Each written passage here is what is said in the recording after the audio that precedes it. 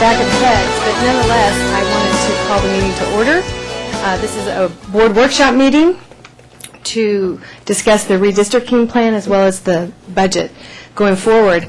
I know most of you probably enjoyed the article yesterday in the Star-Telegram written by Diane Smith, so congratulations to Trinity River East Campus, as well as the note of all the great flagship programs that are going on the other campuses. So congratulations to everybody. I know there's been a lot of hard work up until this point and still going strong. Okay, at this point, I don't see any public comment, so we'll go forward to the redistricting with the Chancellor. Madam President and Board.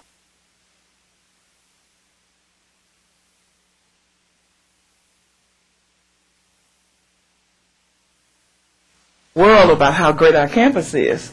Really appreciate that. This is, I think, our final. Is that right? No. Next to the final meeting that we'll have on redistricting, and I have asked Tom Carr to come and make a presentation to you on where we are with that.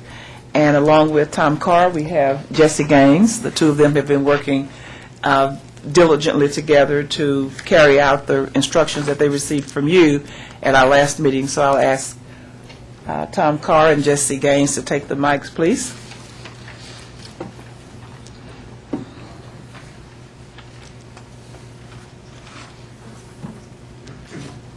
Thank you, Chancellor. Board member. Turn on the mic. Thank y'all again. This is the second installment of our public hearing process, whereby we invite the public to comment, to shoot us ideas, to tell us the good, the bad, the indifferent regarding our proposed redistricting plan. Contrary to the beliefs of some, this is not anything unusual. This is not anything new. These districts, the core of them, have existed for over 20 years. The situation comes about every 10 years after our census is taken, that we reevaluate the districts. We look at the population of each of the districts, and we try to equal out the population in each of the districts, so each of our trustees has the opportunity to represent approximately the same number of individuals. There has not been any significant changes, other than a few precincts have been moved around because of a sizable number in District 4, a sizable number of population, over 100,000, too many individuals, that required a slight modification. I'll entertain any questions that the board might have. Again, the public was invited earlier to comment on this. I've received a couple of inquiries from members of the public, and any of those inquiries for additional information have been met, and as far as I know, everyone is satisfied with the information that they received from my office or from the college district. Are there any questions from any of the board members? Yes, ma'am. Yes, the last time we met. Turn your mic on, please, ma'am. The last time we met, we had come across a situation where District 1 would be losing 2 precincts. Yes, ma'am. Where are those precincts, and what is the voter turnout in those 2 precincts?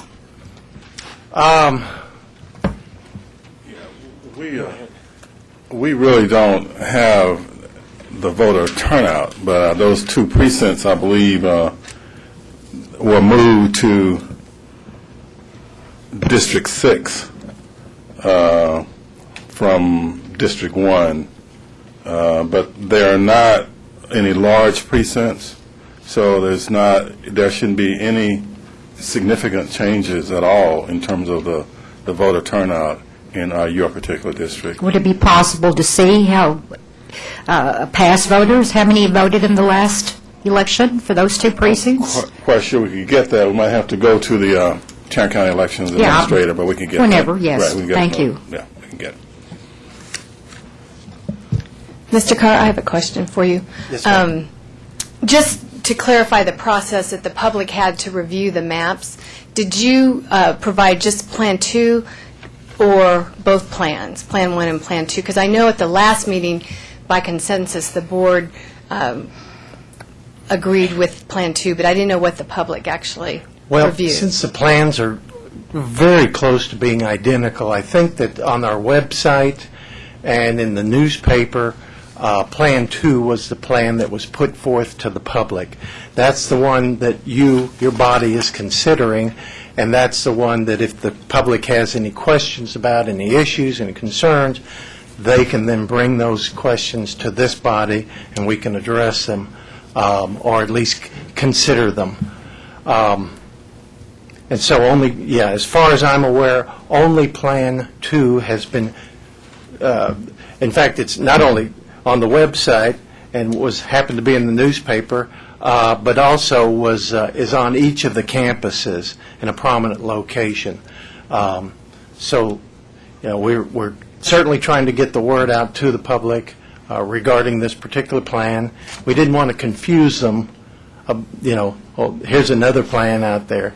That this is the one they need to focus on, and if they have any issues with or any positives or negatives, now's the time to address those. And also, if I could add, all the voters in the constituency of the district were invited to submit their own plan, own population plans to be considered.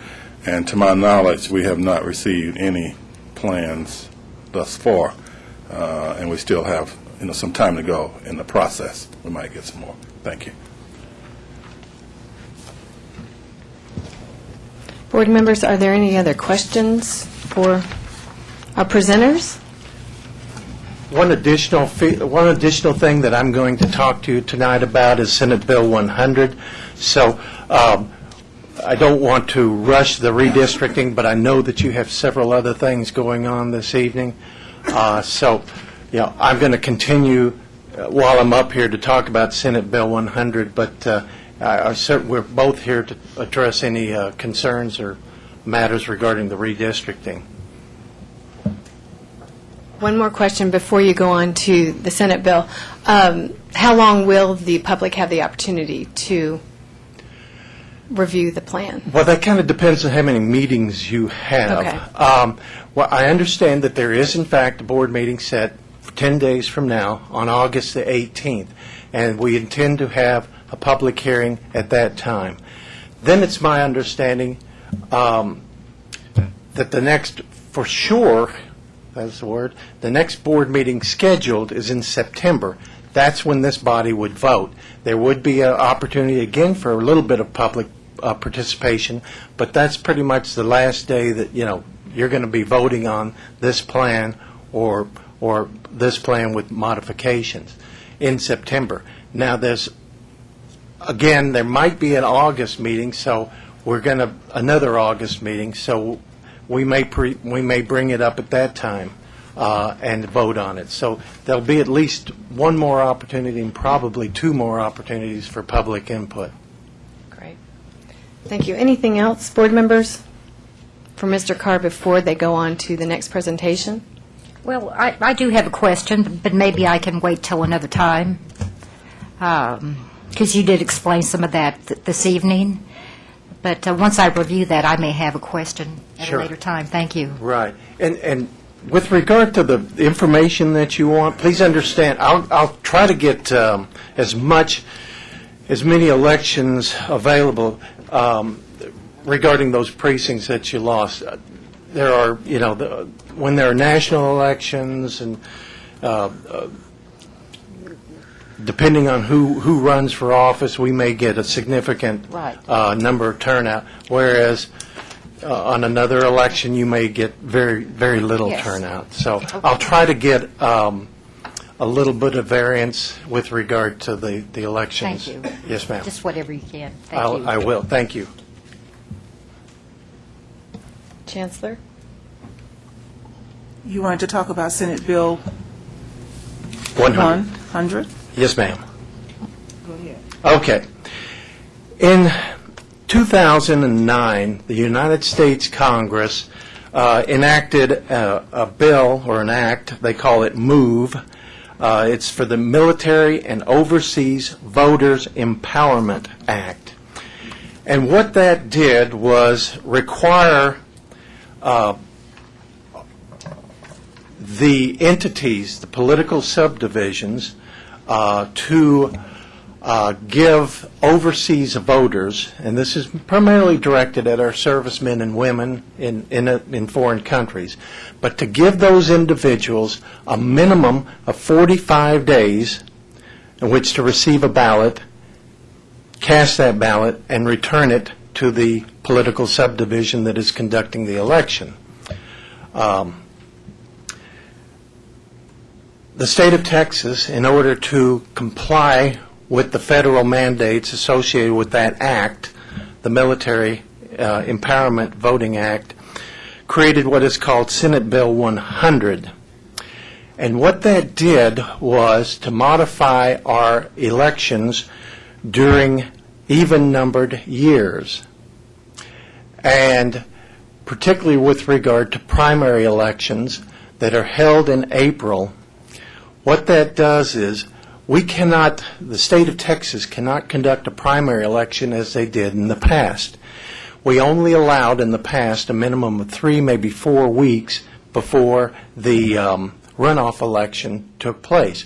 We would have an election in April, and then we would have a runoff election associated with the primary, a period of 3 or 4 weeks later. Well, what this has done is it has expanded the period of time from the time that they conduct the election in, I believe it's early April, and now their runoff election is approximately a week to 2 weeks right after those of us who have elections on even-numbered years. Two significant entities that are clients happen to be Tarrant County College and the Fort Worth Independent School District. Now, the rub is we're doing fine. We can continue to have our elections on even-numbered years. But the rub is that the Tarrant County Elections Administrator has initially informed us that he doesn't have the manpower or the equipment to conduct a primary election, a primary runoff election, and elections for school trustees or college trustees in the same period of time.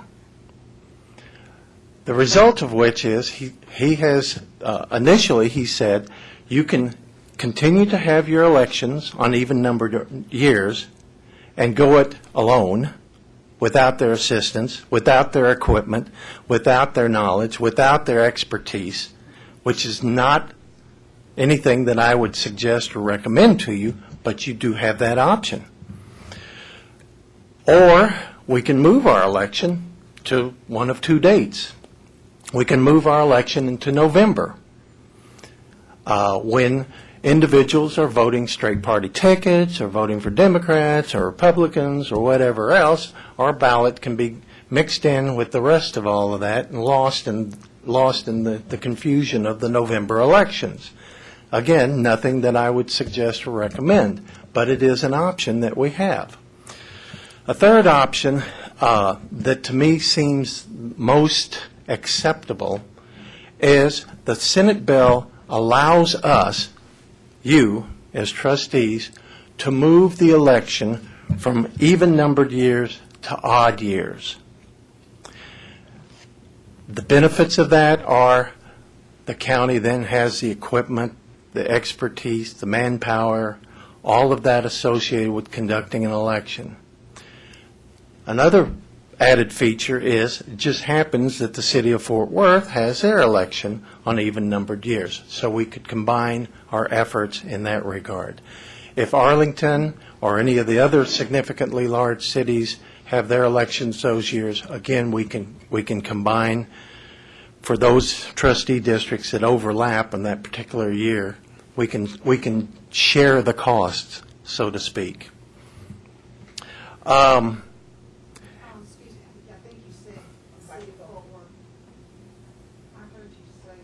The city of Fort Worth holds its election in even-numbered years. But I think it does, yes. The city council members have their elections on even-numbered years. Oh, so we would move to their Correct. date. Correct. Right now, the two significant bodies that have their elections on odd years are Fort Worth ISD and Tarrant County College.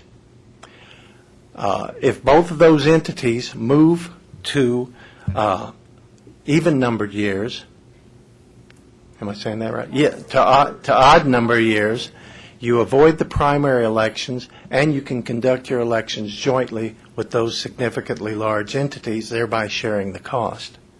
Now, the reason I'm coming to you right now is there's another catch on Senate Bill 100. That catch is, if we're going to move our election from the even years to an odd year, we have to act on it by December 31st this year. Because that also requires Justice Department blessing, so to speak. They don't really approve things, but they don't, they're non-objection to our moving. It's going to be my recommendation that if we are going to consider that option of moving the election, that we do so at our October board meeting. Now, it's in the early stages, the discussions with the county. In fact, we are having a meeting this Wednesday with all the political subdivisions that compose Tarrant County. All of them are being are gathering with the county election staff and the county itself. But there is there is a lot of activity going on. If we move to November, it looks like it'll be expensive, and we'll be in the middle of a November election. If we continue the way we are, we'll either be going it alone, or we'll be going it with possibly, now the county hasn't said for sure they can conduct our election, but they would require significant new manpower. They would consider, considerably more individuals would be hired. These would be less experienced individuals than they've used in the past on elections. So we run into the more expense if we can continue on the even years. Whereas it looks like if we do move to an odd year, we can save some money by having the election jointly. It's still in the early stages, but I wanted to bring this to your attention now so that we will certainly discuss it more as more information is available. But if we are to do some type of activity and change our current election dates to either November or to a even numbered year, an odd numbered year, thank you, then we're going to have to do it quickly and probably by October. I think I have an even-numbered year. Is it policy or law that tells us when we're elected? And the issue being, we can amend policy, but we can't amend the law. Is it the law that says we are elected at even odd, or is that a policy that we have internally in our own little booklet? In other words, would we have to go to the legislature to say we can do this? Or is it the law? Is it the law that says that we have to be elected on an even year? Because somebody's in 2012, I don't know which one of us is, but that'll extend his or her term. In essence, it will extend everybody. Extend my term because I think I'm even. And it will extend everybody's term but 1 year. Is that something you have to look at in the statute? Well, or is it a policy that will change? It is definitely, there was at one time a law that set forth when we had our elections. Yeah. Okay. I'll have to look back. I know that the Fort Worth School District, in order to settle litigation that was brought against them for their single-member district makeup, their years were set out within that court order. It's I cannot recall, but I think there was litigation at one time filed to move us to single-member districts. It was subsequently dismissed because we went to, the legislature changed the law and required us to go to the single-member districts. The bottom line is that when you come the next time, tell us what policy, we're going to have to change our policy or, make sure that we can do this legally. Well, we will need to change our policy. I can tell you that right now. Yes, sir. And legally, because there is a provision in the Senate Bill 100, we have the right, the ability, by law, to modify our election date. That answers my question. Okay. But again, that window of opportunity is also set forth in the Senate bill, and that window it dissolves or extinguishes on December 31 of this year.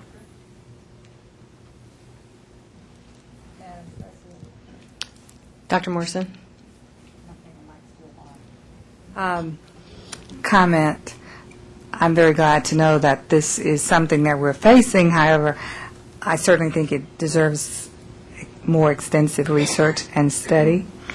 And also, I want to know who will be representing the college district at the meetings with the elections administrators, because I think that'll be an important discussion. Yes, ma'am. Former wise people and I established the election protocol, and although I don't have all the benefit of their thinking, I might have a few inklings. So I think that perhaps we need to assert the validity of our current plan and to encourage the elections administrator to be a little bit more ingenious in their utilization of the resources that all the county citizens pay for, instead of simply saying to us that we need to change what we do. They have a lot more flexibility in terms of hiring temporary people than we do. So I would like to make certain that we have astute representation at that meeting, both paid legal and perhaps elected, whenever that meeting takes place. I kind of left that up to your chancellor as far as what staff members. It's my understanding that Mr. Gates will probably be at the meeting? Mr. Yes, that is Yeah. true. Okay. And of course, if board members would like to be there, 3 of you can go without any difficulty, so just let me know which ones of you may be interested in attending. We'll get the information to you. Reginald will get the dates to you, Okay, okay? thank you. I think the main thing that we've been thinking about was the additional expense that it would cost the college for us to go it kind of alone, if you will. Well, and in today's era, that seems totally unnecessary. That might be rigid, but it's not. Would seem that that would not be necessary as a governmental entity, because that was the whole purpose of the common election dates and all of those issues that have taken place, to not just overwhelm voters with a multitude of elections. So, like I said, I think we need to be a part of that conversation and encourage the elections administrator to be a little more creative, and let's explore all the options before we start changing our longstanding traditions and policies. Yes, ma'am. Like I said, it's in the early stages. On July 14th of this year, we had the meeting with many of the representatives of the political subdivisions, and at that meeting, we were told basically flat out that the county could not conduct both the primary elections and the local district elections or municipal elections. There weren't very many happy people in that room at that time. Since then, he has rethought what was discussed at that earlier meeting, but it is still, it says, he's still, there's nothing, he's still iffy on the subject. he said that there would be significant changes in our early voting sites. There would be no temporary or mobile early voting sites. We would probably have to change many of our voting sites to the same sites that the primary election is on, because one thing you don't do is confuse a voter on where to go, cast their vote. You just don't do that. And if an individual is voting in April at location A, and then we conduct our election and we say, well, we're going to be over at place B, and then a week or two later, there's a runoff election in the primary election and they're back to A, that's not conducive to good voter turnout or a happy voter. And so the elections administrator has that in mind.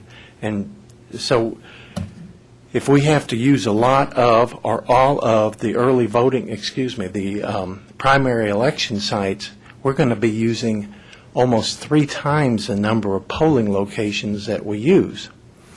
And one of the biggest expenses associated with conducting an election is personnel costs.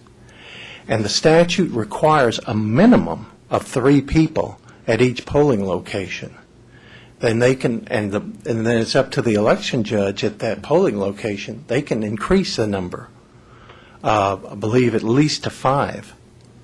So those of us who have done the elections, you know that your personnel costs, your labor costs is significant. And if we have more polling locations, that means more personnel are involved, and that means greater cost. But you're right, Dr. Morrison, this does need to be investigated more. It's still, like I said, very, very early. We get told one thing on July the 14th. 2 weeks later, we get an email saying, well, they're reconsidering some things. But one thing I cannot recommend by any means is we do this on our own. There's just too many statutes, too many things, the equipment nowadays is incredible. It's wonderful. Anyone can vote. Individuals with significant disabilities, physical disabilities, can vote, cast a vote with some of this equipment out there, but it's not cheap, and it doesn't store itself. So we'll come back with you, or come back to you with 3 or 4 options that are available to you, and identify the good and the bad associated with each. If I could just add one thing. As all of you are aware, there will also be a new voter ID law that has been passed, and that will be in effect, too, for our next election. And that's going to require strict scrutiny on the parts of the election workers to make sure that persons comply with that statute. They have to have valid, Texas driver's license or valid Texas ID. You cannot have had an expired ID. You got to have a passport. If you don't have that, passport cannot be expired. There's several things that you have to comply, and the judges are going to have to be trained on this and on these new procedures in order to comply.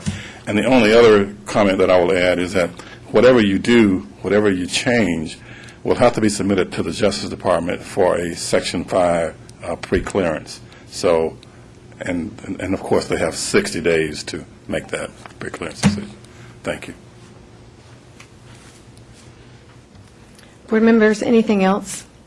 I think it is a great suggestion, Dr. Morrison, to be included in that meeting. So for those of you who could participate, just respond back to the email when the Vice Chancellor sends it out. I know specifically it's 3 o'clock this Wednesday. I forgot the location. I think it's one of the county administration building. Where's Mr. Gates? I have it. I don't recall. Okay, I've got the email, but well, let's see We'll here. get it to them, Tom. Okay. We'll get it to them. Thank you, gentlemen, for your presentation. You're welcome. Really appreciate it. Going on to number 4 in our agenda, looking at consideration and recommendations on the redistricting and Senate Bill 100. Do any of you have any further considerations or recommendations going forward? Okay, if there are none, we'll call on Chancellor Hadley once again. Ms. Vandergriff, Yes, we're going to go ahead and go if that's all right. sure. Enjoy your evening. Thank you.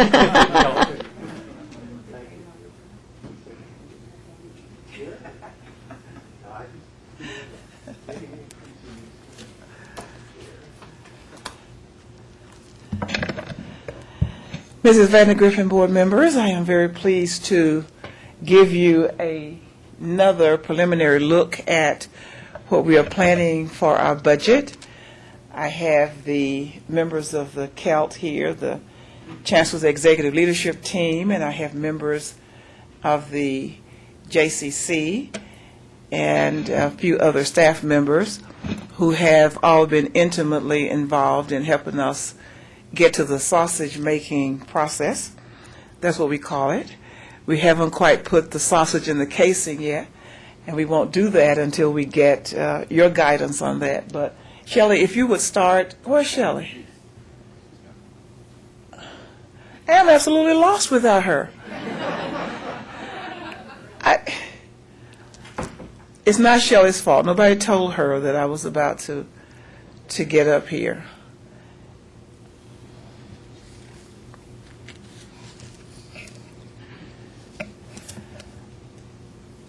There is also a notebook that's coming for you that has, Mark, is that correct? That has various slides in it. A few of them are really difficult to read, but there was so much information on them. We wanted you to have it. I think everybody can probably see that screen. Mr. Carter and Dr. Morrison can turn around, and that's probably the easiest for everybody. She's coming. Thank you. While Shelley is coming, let me thank Tom Harris for gracing us with his presence this evening. We're very pleased to have you, Tom, always. And also, Dr. LeBlanc has a new person in the audience. You might want to tell us who it is, Dr. LeBlanc, and let him stand up and take a bow. This is... My voice carries, but thank you. You're very gracious. Thank you, Mrs. Hadley, board members. We have Clint Grant, who is our new dean over aerotech, aviation, business. The list is lengthy, but we're very happy to have him. He has experience in Clint, come to the front. business world as well as in aviation, and was absolutely the perfect individual for this. The lights are for this shining up here. They position. get to see your good-looking face, so say hello to the board members and everybody else. Hello, thanks for having me. That's all you're going to say? Anything else you want to say? Here. Say that part. I'm glad to be here. Ms. Appleman said, what else? Come on. He said he's nervous, but that's okay. He wasn't expecting this, so. I didn't prepare a speech, but... Well, we'll give you another time for your 2-minute speech, okay? All right, thank you. But we're very pleased that you're here in this new role.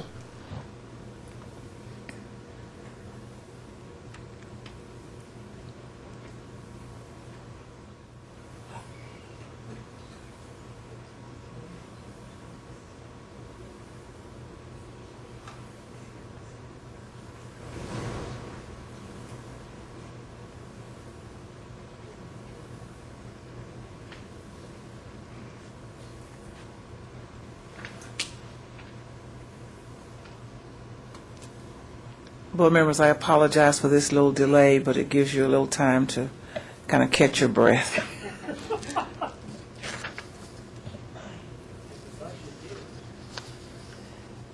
It is coming. I hope as you go through the budget, preliminary budget with me, you will appreciate the beautiful photography as much as I do.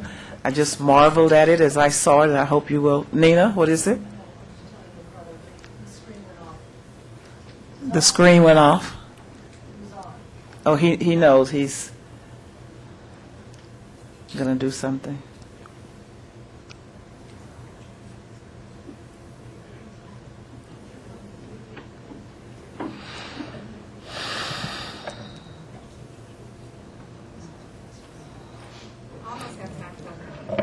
You probably do. Bruce, you're not running all this, are you?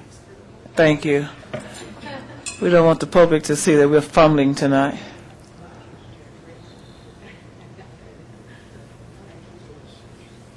Maria, where are my technical folk?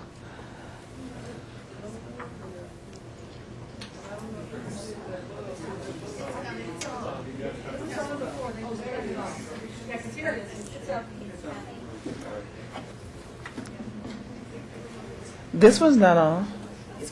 It's coming. I just turned it on. Oh, okay. How do those screens go off? Huh? They just wanted to show you how important they are. Absolutely. They just proved it.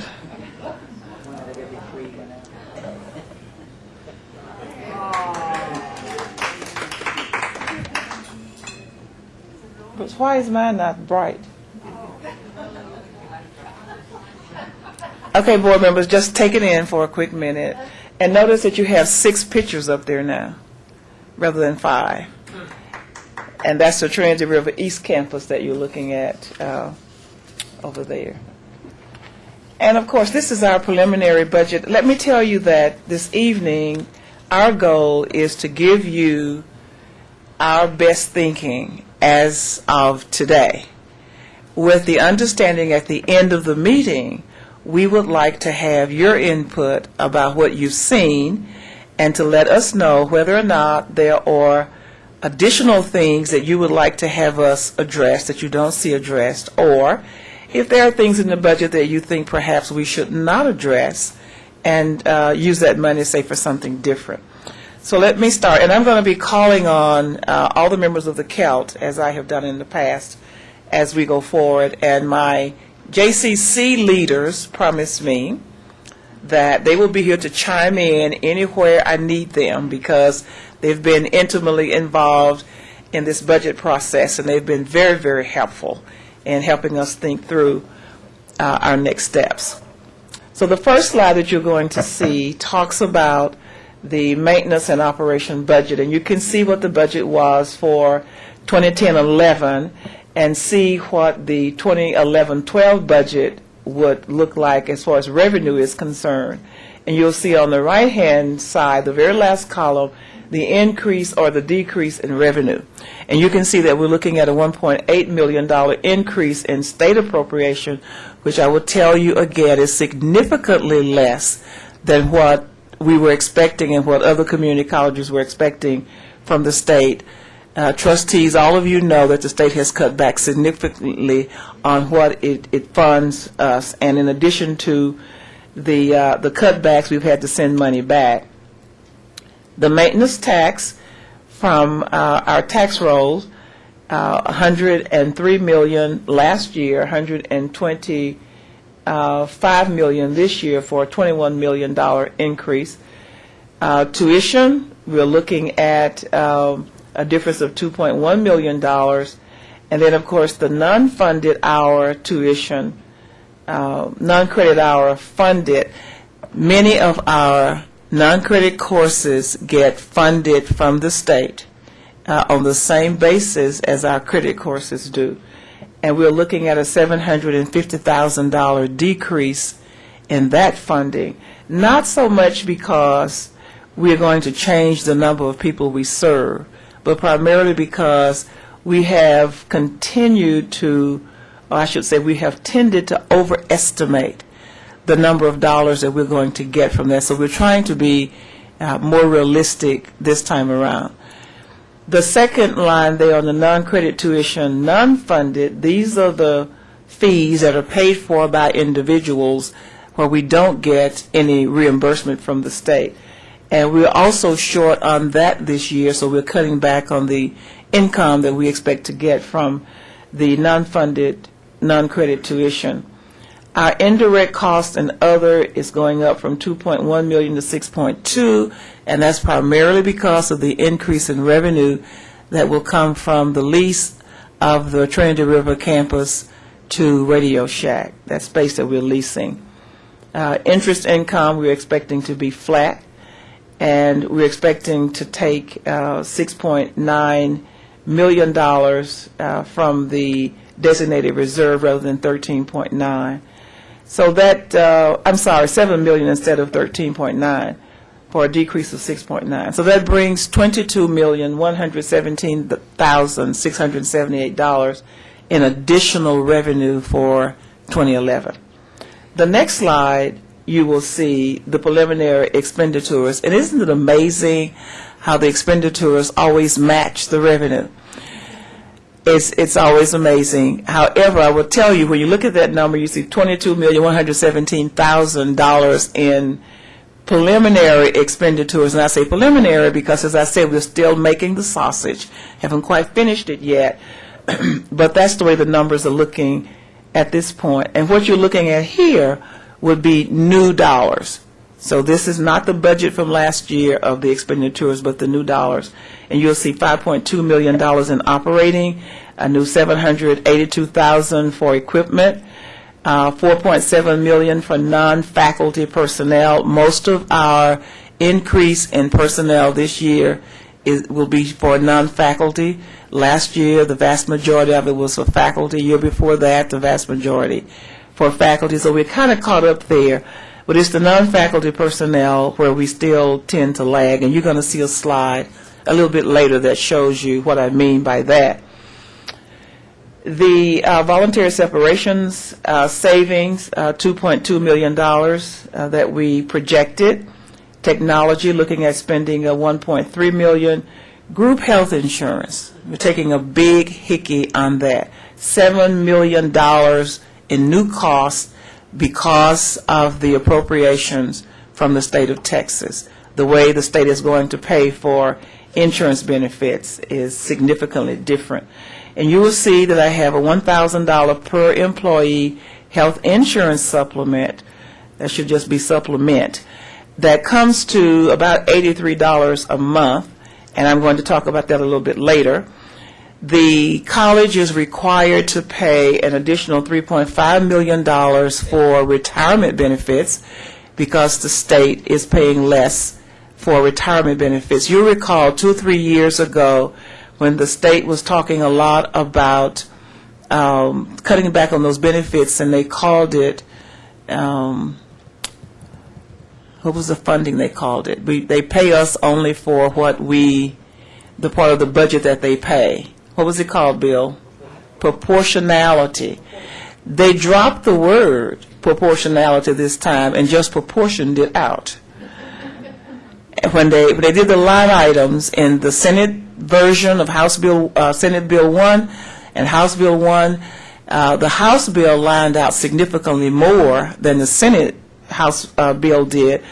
So they did a little compromise, but we're going to end up paying $6.9 million, because basically what they're doing is paying us insurance benefits only on the portion of the budget that they give us. So if their monies will only pay for 35% of our employees, that's all we get insurance benefits on. So that's what that additional $7 million is for. The retirement contribution, they have cut the percentage of dollars that they will give us for retirement contributions. However, there is a state law that says what the retirement contribution has to be, so the college has to pick up the balance of that. Social Security matching is simply a cost of the number of increase of employees would cost us an additional $350,000. Unemployment compensation, we're budgeting another $75,000. And let me tell you here that we have done an absolutely outstanding job with unemployment compensation in managing that. The cost that we pay for that line item has significantly decreased over the years. The Human Resources Department does a great job in unemployment compensation. The election, as you can see, we have $250,000 in to pay for that. If you decide that you're going to go it on your own, you'll probably triple that cost. For promotion and rank for faculty, we've got another $31,600. We're decreasing the recruitment, advisement, retention budget by $150,000, but we're putting money in some other places for that. We're decreasing our legal fees by $350,000 because the plan is to bring in-house legal counsel. And our property tax expense is decreasing by $800,000. The property tax collection expense increasing by $200,000, and that brings us to a total of $21.1 million. Next slide, please. We have always a number of capital improvement projects and renewal and replacements, and I just have a quick list of what that looks like per campus. You'll know we're moving the nursing program downtown to Trinity River East, and we're going to need some money to remodel that. We need to renovate the women's locker room on the South Campus. We've got drainage improvement needs of about $600,000, and we've got $1.4 million that we need to spend on upgrades and modification in our pumping systems. For the Northeast Campus, we're looking at renovating the Communication Arts Building, the Student Center, the Career and Employment Services space, redesign or design of a new domestic water distribution system, and we have ceiling and lighting modernization for $400,000. Keep in mind that the Northeast Campus is 43 years old, the South Campus is 44 years old. So things do get a little dated and we're out. On the Northwest Campus, we need a new road. It's going to cost about $101.5 million. Right now, we basically have two entrances to the campus, one main entrance and another entrance that is going to be significantly impacted by the opening of the new high school, right, as you know, that adjoins our property. And so that's a project that we must get started on. The Northwest Campus has grown to 14,000 students. And so when you start talking about getting that many students in and out of a campus, you need to have better ingress and egress. Another ceiling and modernization need on that campus. And of course, you already know about the firing range repairs that we must do.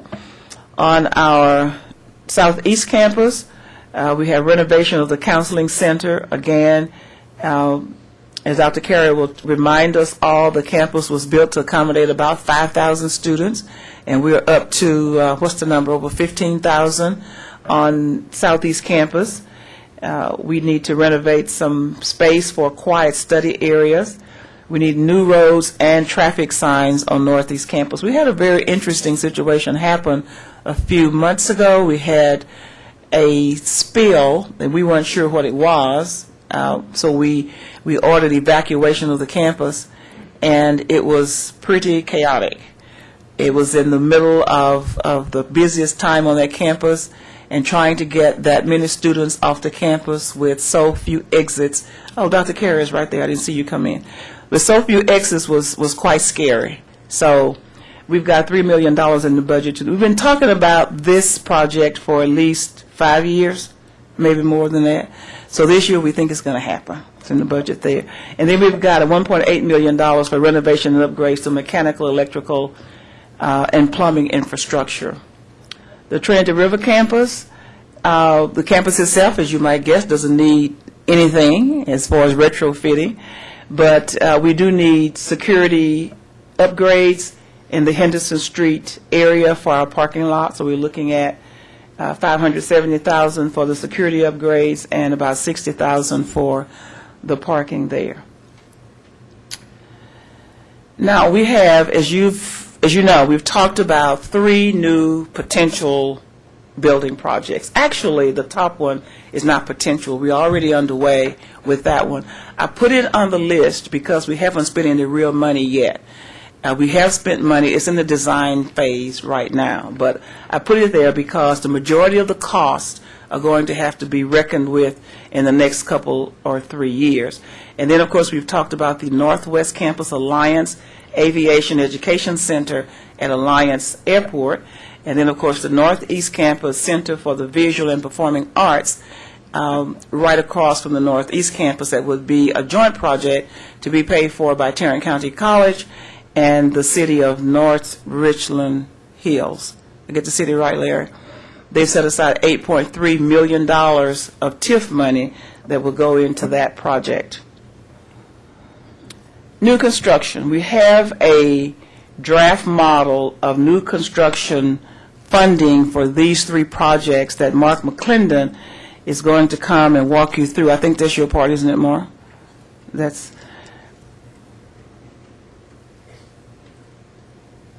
or is this still my part? This is yours? Okay, come on, thank you.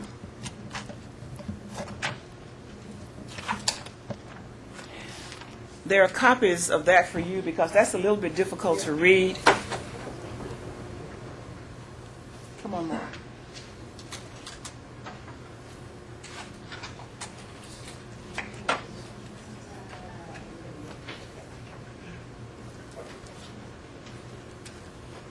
All right, good evening, Madam Chancellor, Madam Chairman, trustees, everybody else. This is, what we're going to do is we're going to show you 4 cases on this. And I want to, okay, you want to, can you make it just a little bit smaller so that they can see the total? Okay. Now, what I'm going to do, is there any particular screen that y'all would like me to point? Will this work for everybody on the point? Would y'all like me to come there? Everybody can see that screen better. You may want to see it in my seat. Oh, Chancellor, I don't know.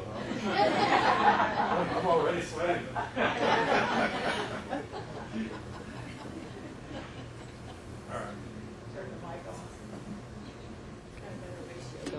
Oh, okay. Thank you. All right. If you look at the model, this is 1A, and what we're doing is we're showing you fiscal years 2011 to 12, 12 to 13, 14, 13 to 14, 14 to 15, 15 to 16 total. So what we're doing is a 5-year projection. So we're looking at tentative increases in revenue. And right after this, the Chancellor is going to walk you through in more detail what would happen. We're saying, I believe Trustee Carter said, might we consider increases in tuition? And we think it's a good, we're pouring you, if we increase our tuition by $2 every year, what would be the revenues? In the first year, we would have $900K. The second by a year would be 3.6, 5.5, 7.6. So in 5 years, if we increase $2 tuition every year, it would generate $27.4 million. If we go to the effective tax rate, we will have a slide that explains to you exactly how do we go this to the effective tax rate. We would be generating somewhere in the neighborhood of $12.2 million every year. This is, if we look at the effective tax rate, this is a very conservative model, or a conservative model, because we're not looking at any increases in property values. Is that realistic or not? That is our model. So we want it to be. So if you look at this, we would be generating, this is a consideration for the trustees to look at. If they did these two things, they would generate $13.1 million, 15.8, 17.7, 19.8, 22, to a total of $88.4 million over a 5-year period in that thing. Now, we've talked about 3 potential projects. All right? We said technology center. We're saying it's somewhere in the neighborhood. These are just sample amounts. They're not 100, but just for discussion purposes and some beginning numbers. $35 million.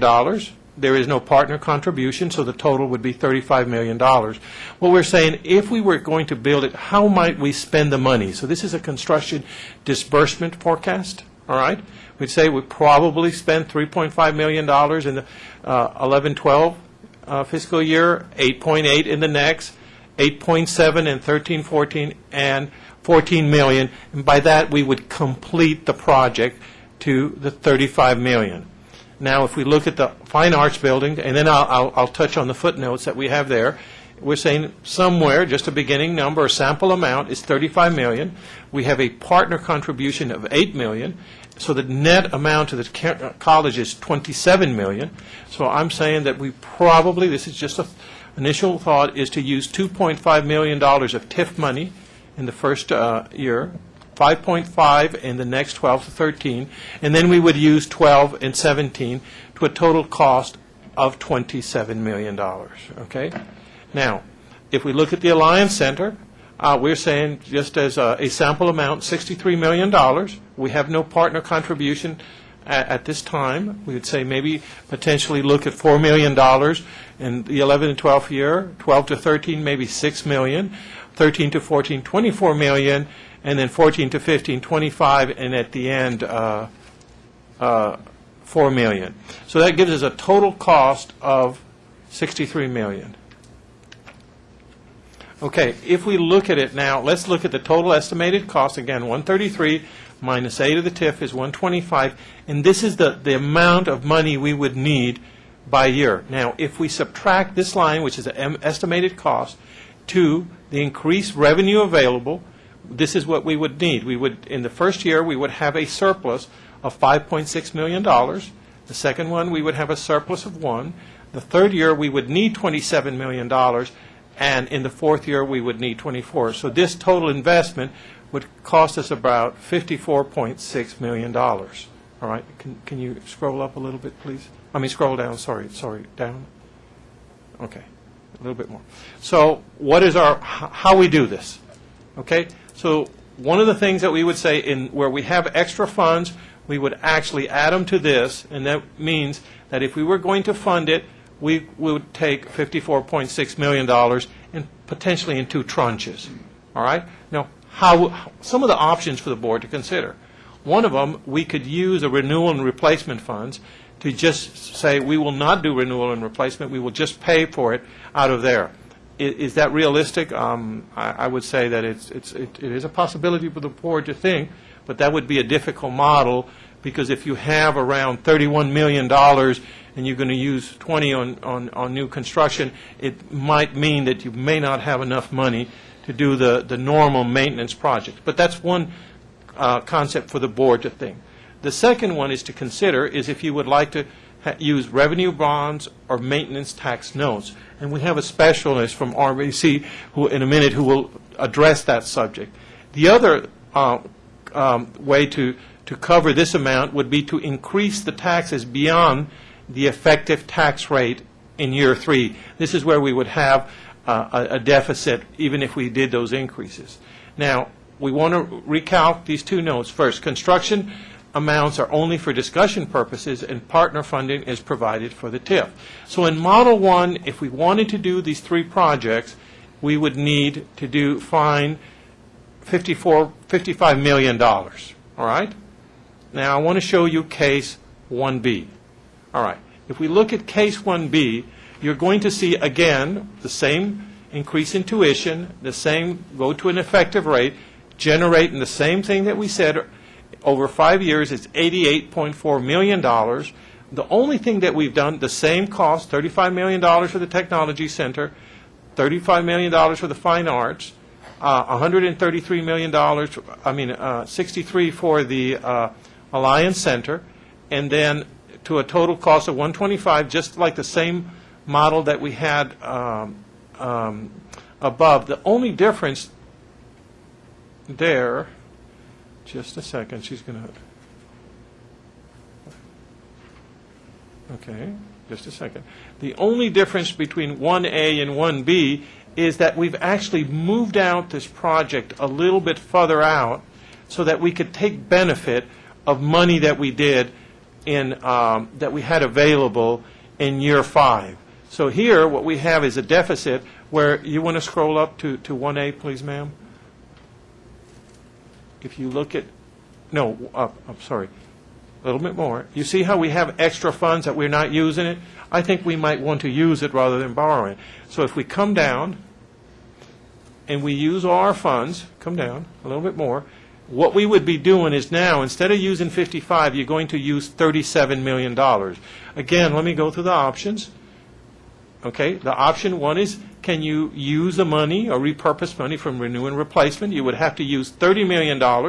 That's a lot of money. And then 7. The 7 is something that certainly could be considered. The 29 or $30 million, I don't know. That's a question for the board and for the real estate team to see if that's possible. The other option, again, is revenue bonds or maintenance tax notes. The third one is, do you want to increase your beyond the effective tax rate in year 3? And again, the same notes. These are construction amounts for only discussion purposes and partner funding. Now, we would like to show you case 2A. All right? Now, case 2A, again, we're showing you the same amount of revenue. The difference is that we have increased the cost of the alliance, say, as this is a sample amount, it may be $88 million. So instead of it being a total of 125, it's now a total of 150. All right? And if you look at the total cost to fund this is like case 1A, it's $150 million instead of 125. So if you can come down a little bit, please, ma'am, please, Shelley. Okay, what you're saying here is now we have in the first year we have 5.6, the second one we have 1, the third year we have 39, the fourth we have 42, and we have a little bit of money extra. But the total investment, or the total amount that we have to go beyond the increases, is around $75 million. $75 million. We could not use, to use renewal and replacement, I'm sure that's a question that we can pose, but it seems to be a little bit of a stretch. Could we be using more than what we have? Option 2 would be revenue bonds and maintenance tax notes, or combination of there. The third option would be to increase beyond the effective tax rate for year 3 and 4. All right? And then we have construction amounts. Now, we'd like to show you 2B.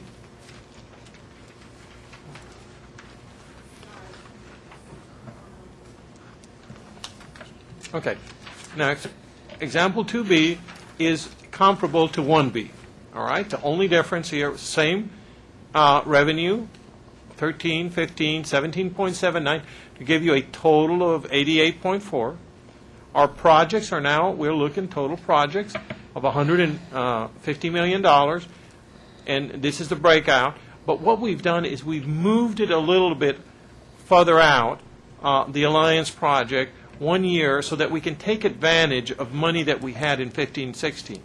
So if we did that, now the project, the total cost drops down to 61.6, or $62 million, rather than, I think, in the, what was the one previously before, if we look at case 2A, sorry, it's 74.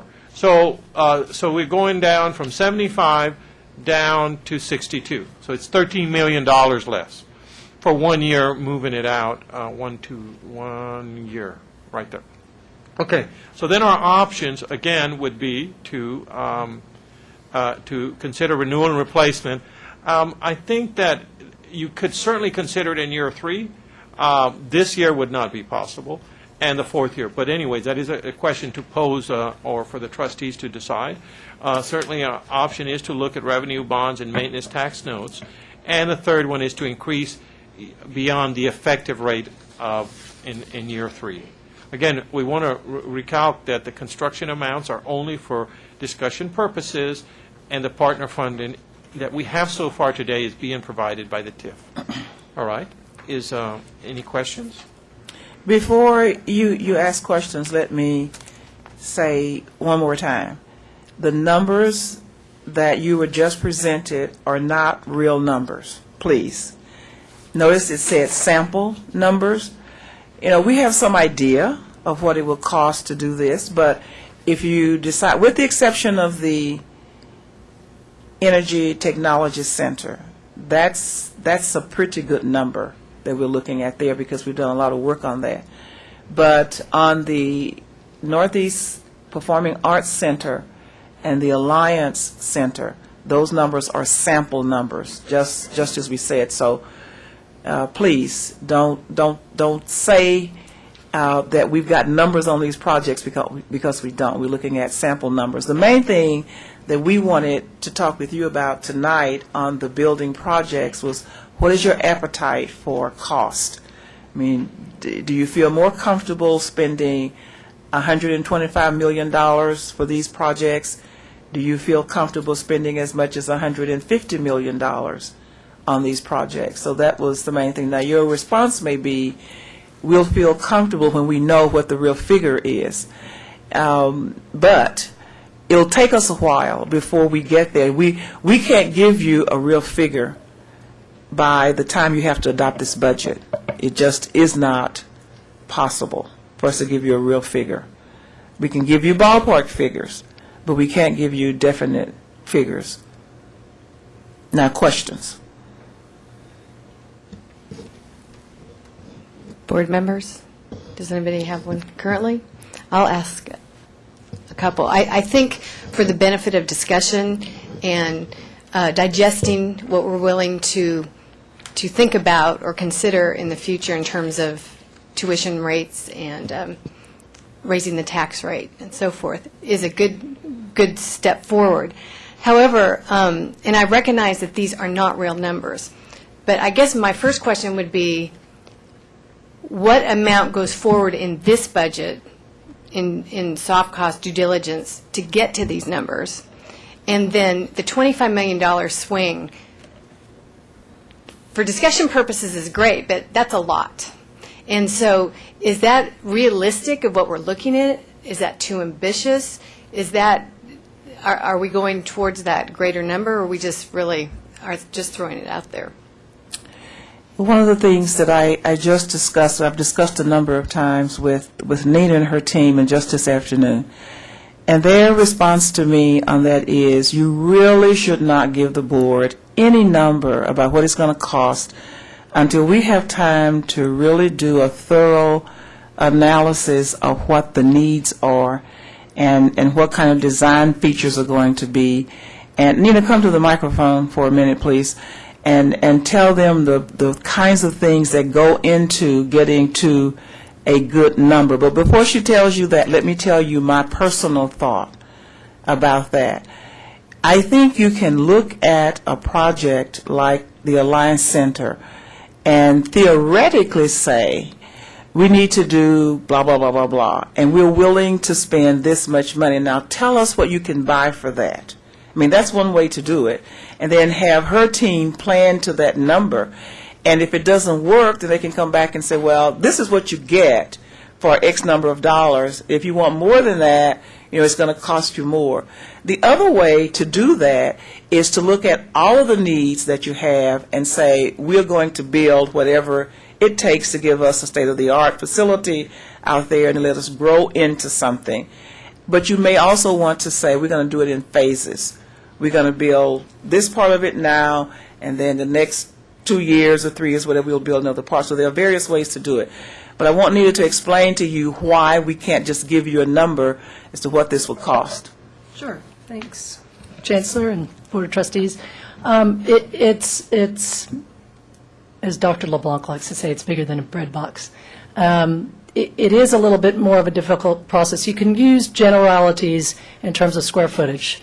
And you saw in the paper when they talked about our TREC project what things average cost. And we can certainly give you some ballpark number before I think this budget year is over. But a better process is really doing programming in a much more detailed manner.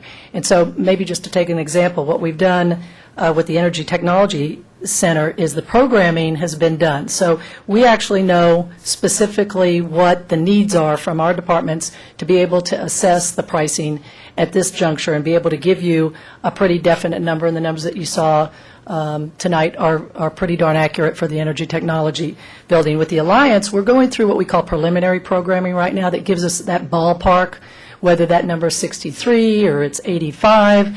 That gets really honed down when you do the much longer design programming phase. Kirby Chadwell, who we hired last year, comes with 28 years of background in doing these kind of projects, and he'll tell you that the longer process is really when you get honing that number to understand, is it a $63 million number or is it a $85 million number? And as you say, Ms. Vandegrift, that's a big swing. So we'd like to know that. So what we'd be asking you for, I think, is some placeholders in the budget this year to be able to do that good due diligence as we move forward into next year, to be able to assess.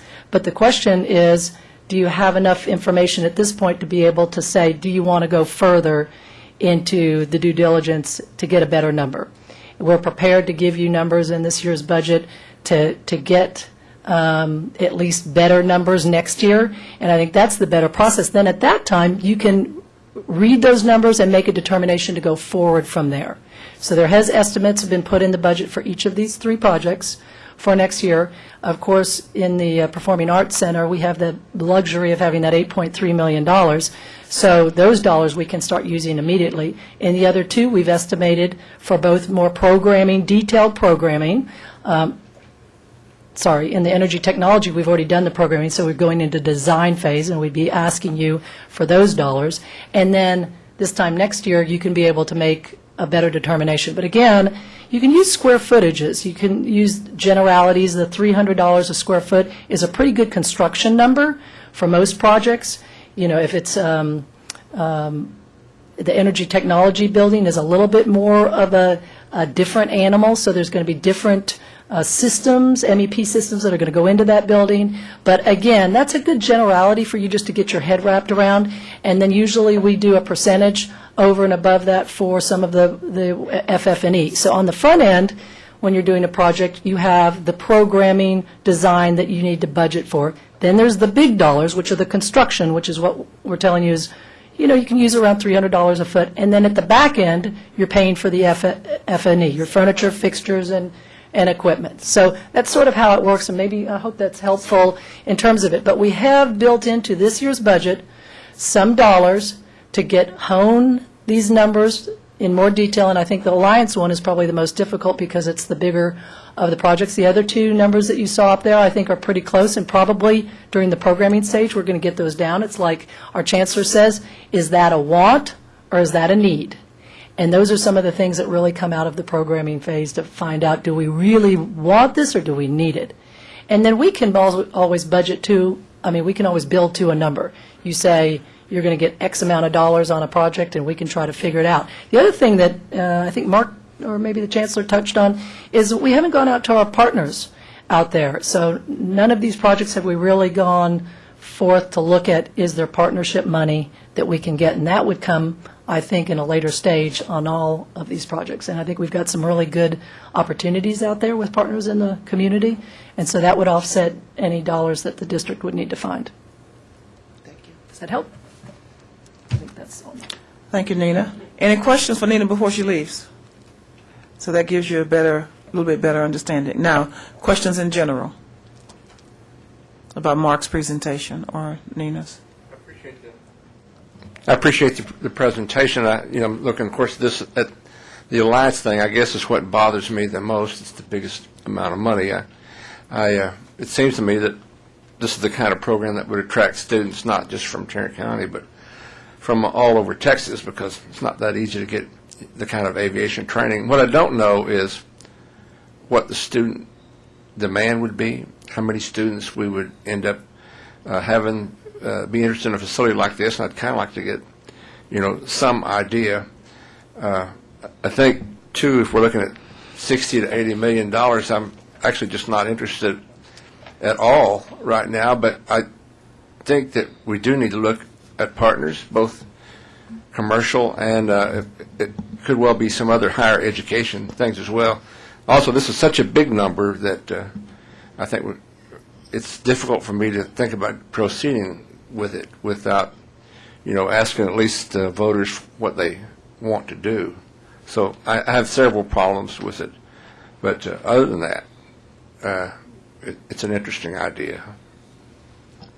Mr. Greenhill? What did Matt Bowles, is he going to speak to us? He is in a minute. In a minute, okay. Yeah, we're talking concepts here now. Concepts about whether you want to move forward or not. He's going to come up in just a minute and talk to you about capital, raising if capital. you want to do all of this, do you want to borrow money?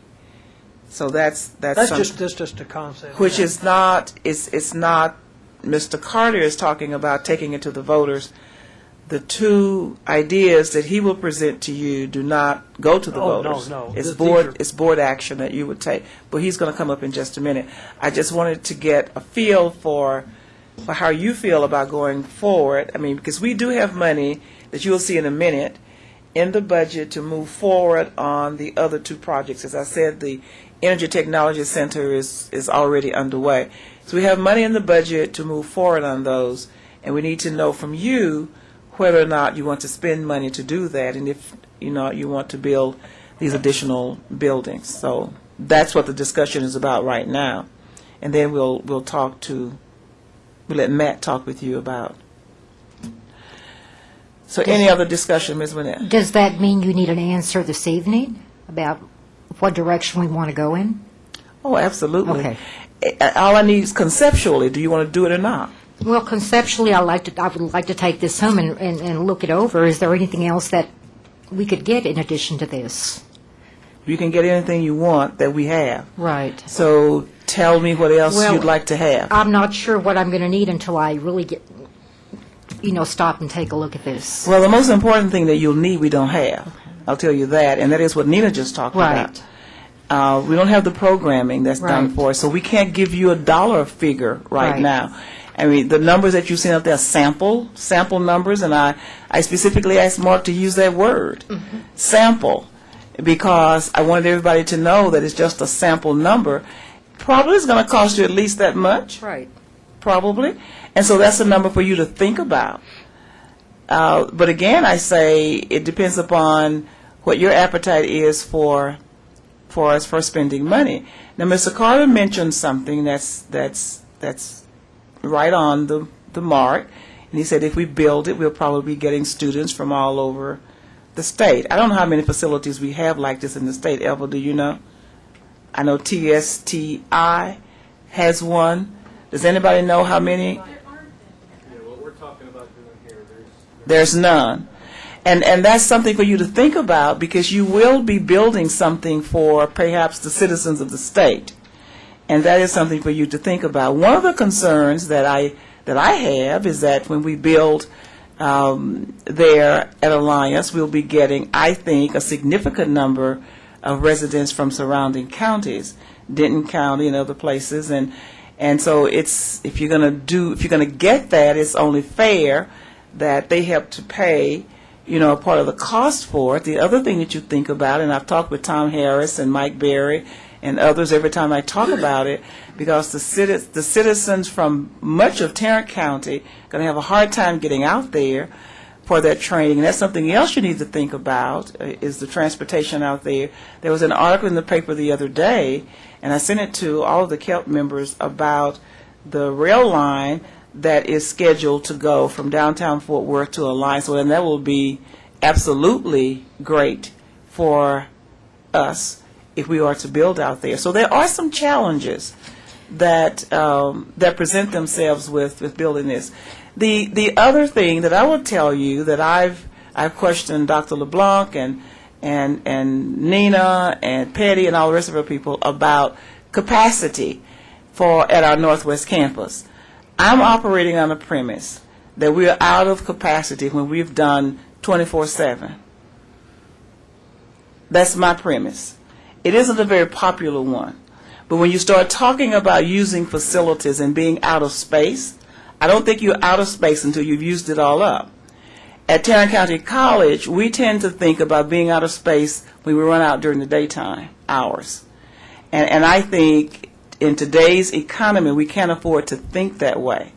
Now, I understand if we talk about the aviation facility, there are some other issues with which we must contend that have to do with federal aviation guidelines and all of that.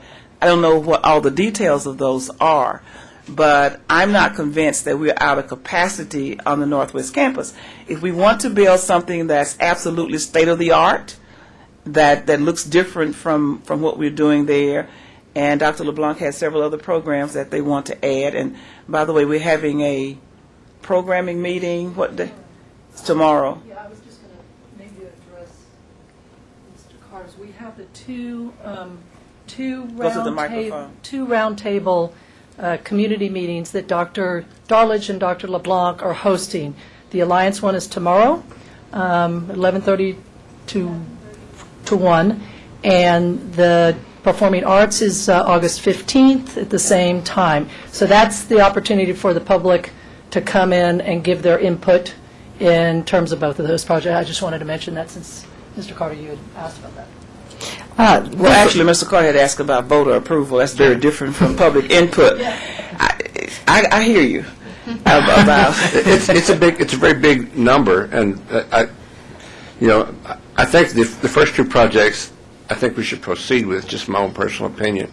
This one, I think we need to do a lot more work before we commit ourselves to it. You know, and it is a lot of money now. Will this Alliance Center will it be maintenance, aircraft maintenance strictly, or will we offer anything else besides? Dr. LeBlanc, you want to come to the microphone and tell us all the wonderful things? Come to the microphone, please, and tell us what all will be there. Thank you. Mrs. Hadley and board members, I did bring my team because we're smarter together as a team than individually. And some of the questions that you were asking regarding capacity, enrollments, and potential enrollments, we certainly have and will be sharing with you tomorrow. But in terms of the programs that we plan on moving over there, we have all of the aerotech, avionics, airplane mechanics. We're looking at composites, logistics, all of which are programs that are very much needed, not only at Alliance, but actually throughout North Texas. And the work that we have been doing has been significant in meeting with business and industry, meeting with people from the public schools, because as you know, we're developing our dual enrollment, and that's adding to the interest in those programs. The other that we will be offering is the pilot training, and there are transportation programs. Burlington Northern Santa Fe is very interested in expanding what we are currently doing with them. Right now it's the dispatcher, the railroad dispatcher program. Overall, what we find in terms of salaries is that our graduates make about 30% more than any other in the technical fields. We also know that our student outcomes are excellent. When they graduate, they're able to pass the licensing exams established by the FAA, which is an external entity. And our team has won awards consistently, not only in the region but nationally, for the excellent student outcomes. So we really do have a very powerful program that we would offer the citizens of Tarrant County. And yes, other individuals will probably be interested in being a part of that reality. We already, through dual enrollment, serve some students from Dallas and other parts of Tarrant County. We're happy to answer any other questions. I do believe my team is prepared to answer any details that you may have. Thank you, Dr. LeBlanc. I have Thank a you. couple of questions before we get to the main Alliance presentation. And first of all, I just want to thank Mr. McClendon for doing such a great, detailed job in presenting us with a number of options. It's incumbent on this board to give direction to the CELT and the staff members going forward, perhaps today or in the next couple of weeks for sure. But it sounds to me that there is concurrence that we could go forward with the two projects, and that there may be due diligence no matter what the cost of that Alliance facility will cost that we need to embed in the budget for this year. We haven't heard from all the board members, but I suspect that if we don't, you're somewhat acquiescent to what Mr. Carter and Mr. Greenhill have said. In addition to that, what's in the proposals with Mr. McClendon, above and beyond revenue bonds, is a tuition rate. And that's the next increase. slide you're going to see. Okay, because it looks like we'd be up to $60 in 5 years. And just for the benefit of going down to the legislature every year, we do get some critique on how low it is, but we do take pride in the fact that it provides us more accessibility with the students who really can't afford more than that. But it does beg the question, when we're at 24% plus of tuition bringing us revenue to our budget, if we want to increase that. We were at some point at 19%. And so it ebbs and flows certainly with the budget, but that's another consideration. Well, as a portion of our budget revenue.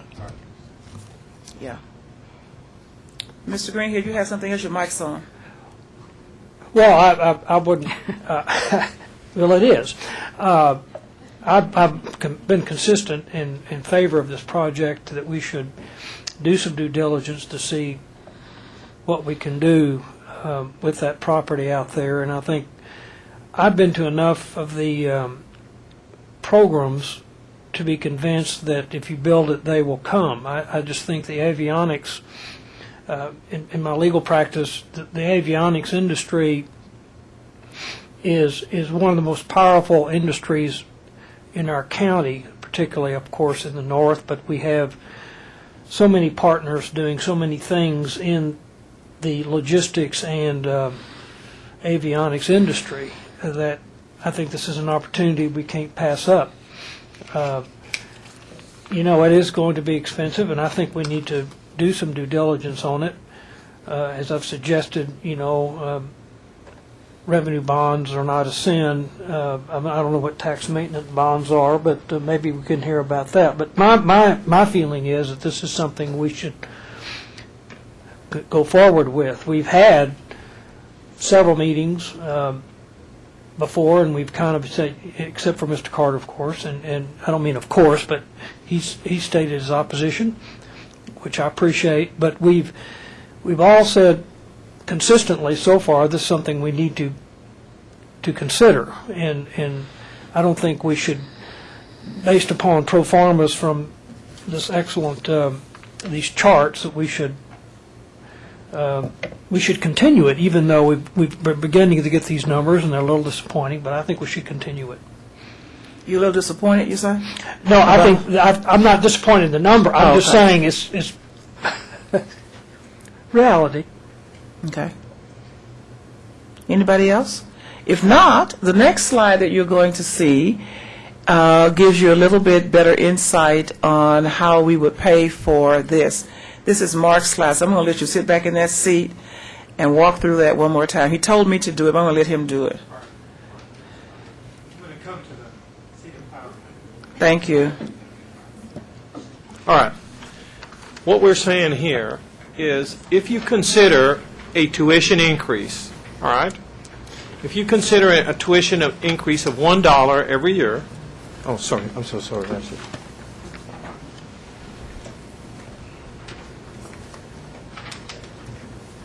Okay.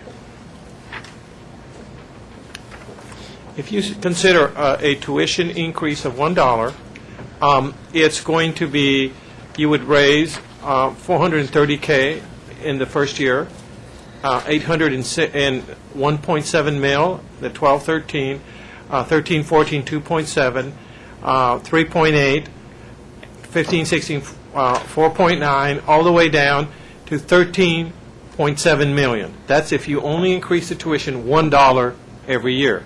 Now, what I discussed was, what about, if you consider, what if we increase the tuition $2 every year, all right? So that's $2 for every hour. So it would be, in the first year would be $860K.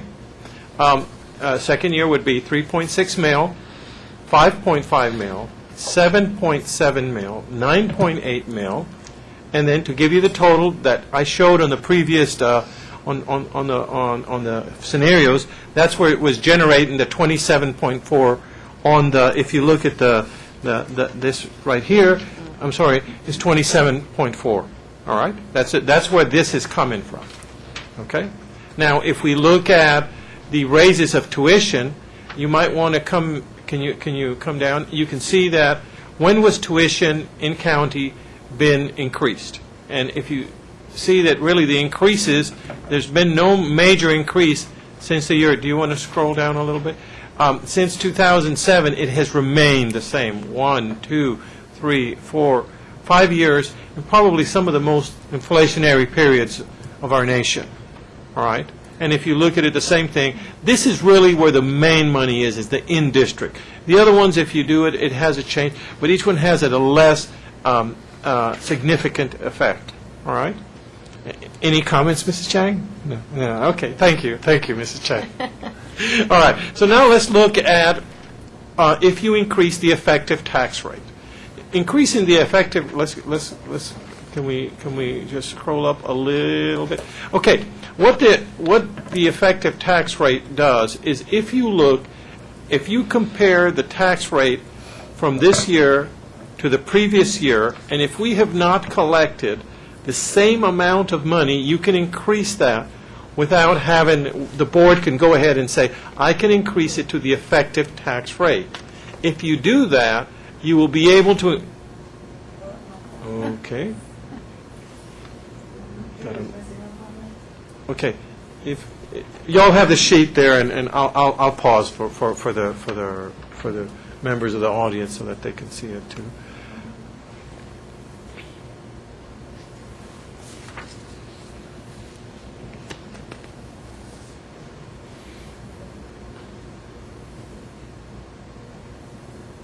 All right.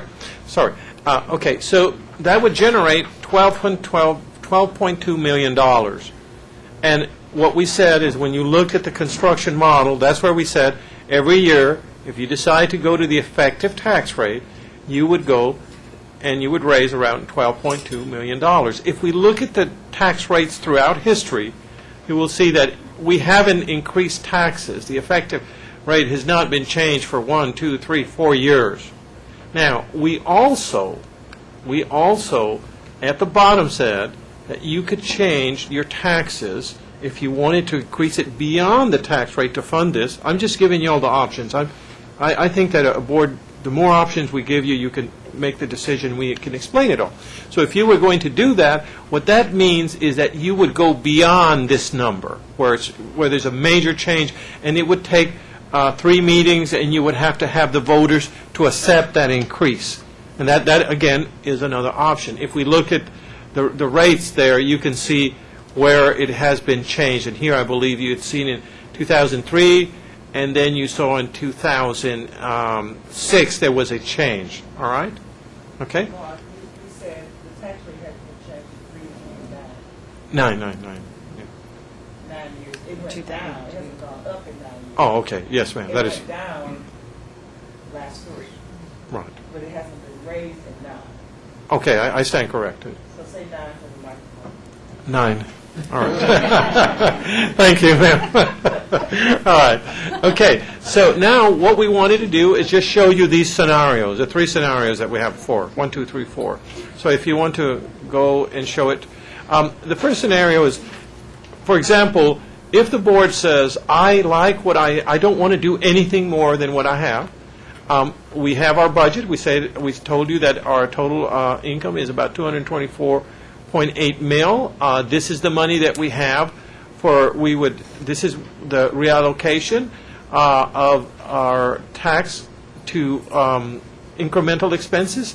This is what would go to fund our renewal and replacement projects. So this is just as it is. Nothing has changed, and this is what scenario 1 would say, well, we decided that we would increase $1 tuition this year. So what would it do? You would increase, you would have $430K more, which would allow you to have, you'd have more money to work on renewal and replacement projects. If you look at this figure, 31.9 from 32.4, it's the $430K. Now, in scenario number 2, we're saying, if you increase 860, which 860 would be if you increase it $2. You want to scroll a little bit more to this? Okay. So that was, if you decided to increase $2 this year, we would get 860. If we looked at our charts, when I made the financial projections, I just rounded it off to a 0.9. All right? So that's where that number is and coming. And the other one is if you decided in scenario 4, you went ahead and said, I do like the $2, or I decide I want to do the $2. I want to increase my tax to the effective rate. That's a $12.2 million. And that's where it would say you have $45 million. All right? Okay. Board members, effective tax rate. I've asked Matt Bowles to come up. He's going to do the next presentation to talk about financing.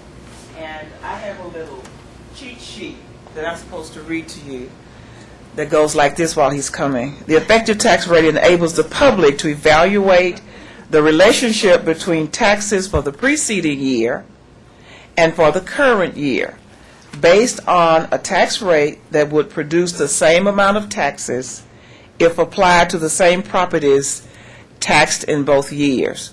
So in essence, you're not raising your taxes, you're going to the effective tax rate, but on the other side of the spectrum, it comes out, we would go from 9 cents to a little bit over 14 cents per $100 valuation, even though you're not really raising taxes. It's a very interesting thing that the financiers all understand much better than I do.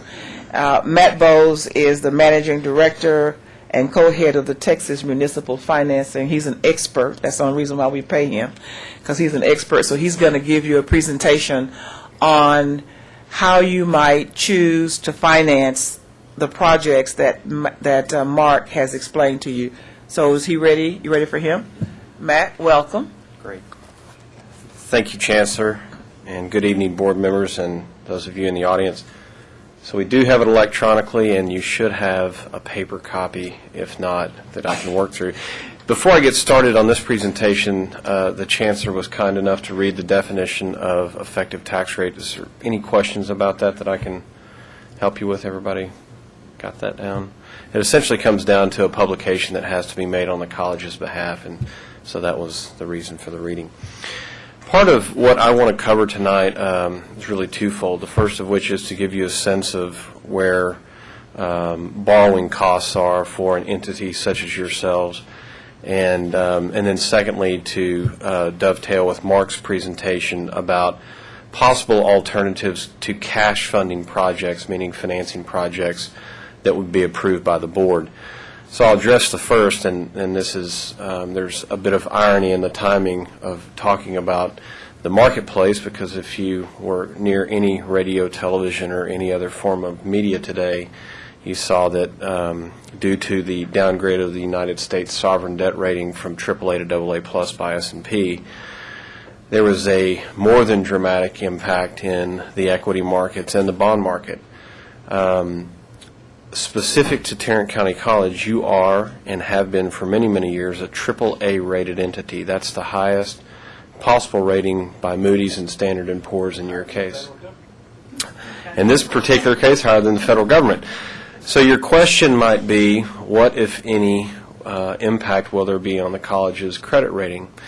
And I can't give you a definitive answer, but I can tell you this, that there was an initial line of thinking that if the United States government's rating was downgraded from a AAA to something lesser, that those other AAA-rated credits in the world, such as yourselves, might be affected.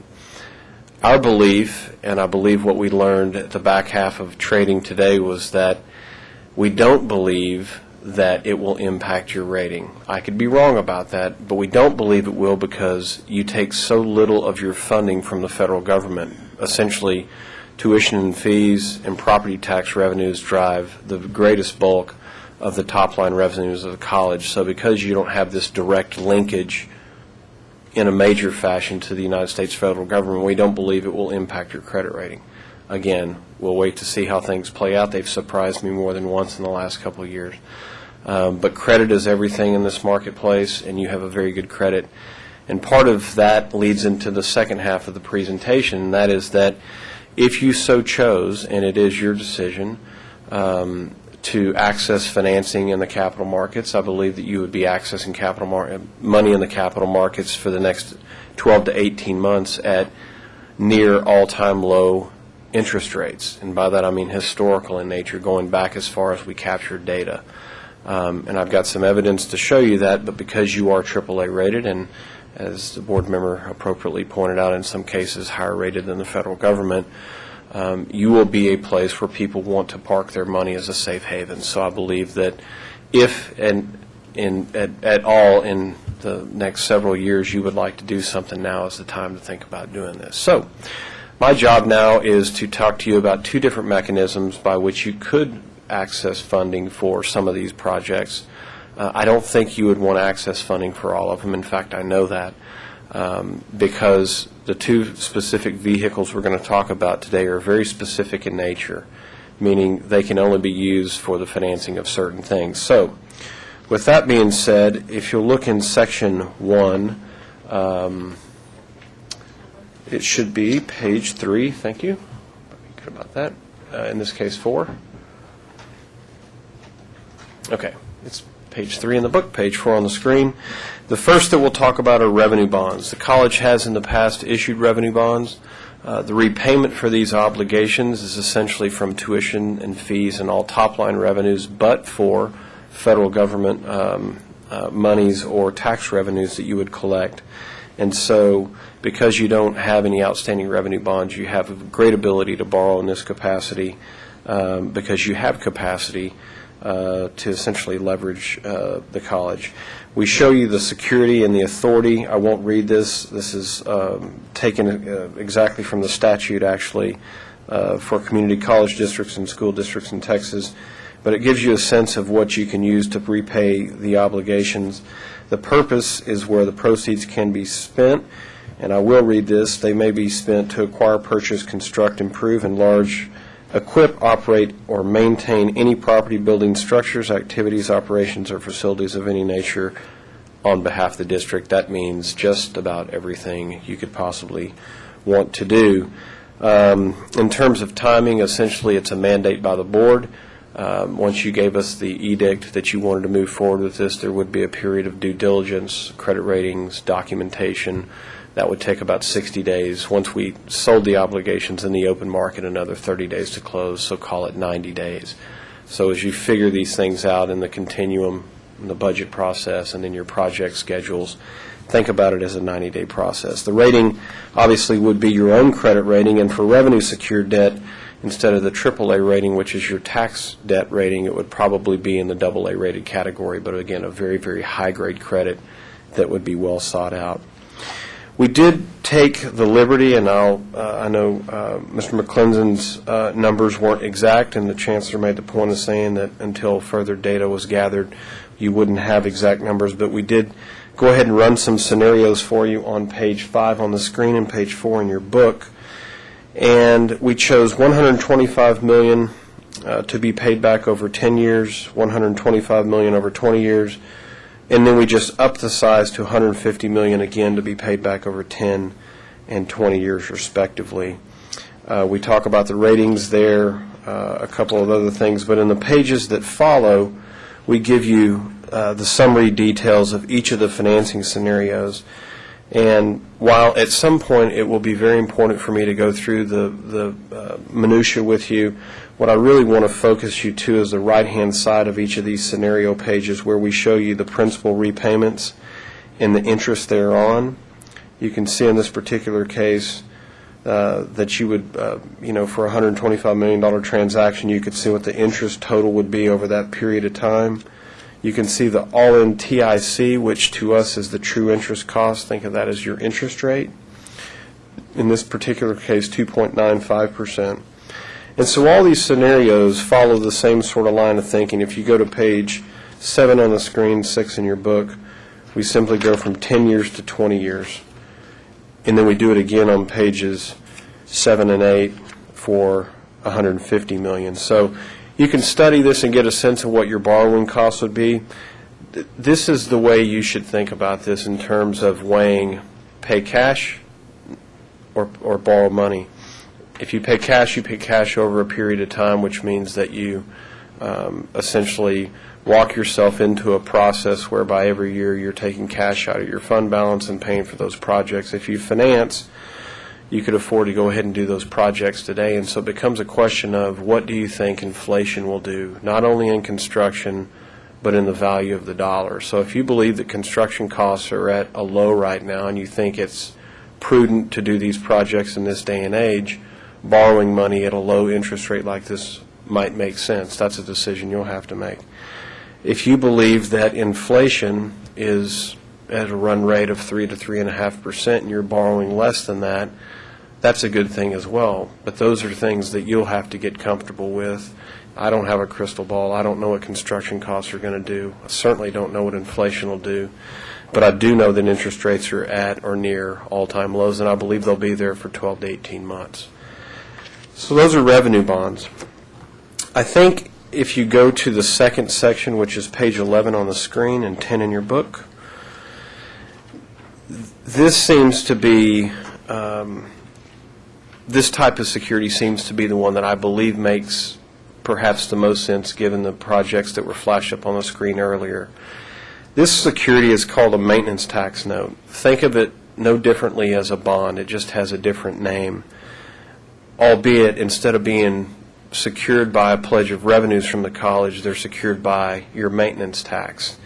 And these obligations were essentially created by the legislature about 8 sessions ago for the purpose of essentially financing deferred maintenance, repair, rehab, renovation, HVAC, roofs, not new construction. So you cannot construct a new facility with these, but you can use these to repair classrooms, renovate space, repave parking lots. We could go through a litany of projects that could be financed with these, and part of what we will do if you should decide to move in this fashion is to take a list of these projects and get them pre-approved by the State Attorney General's office so that they are in fact permissible financed projects.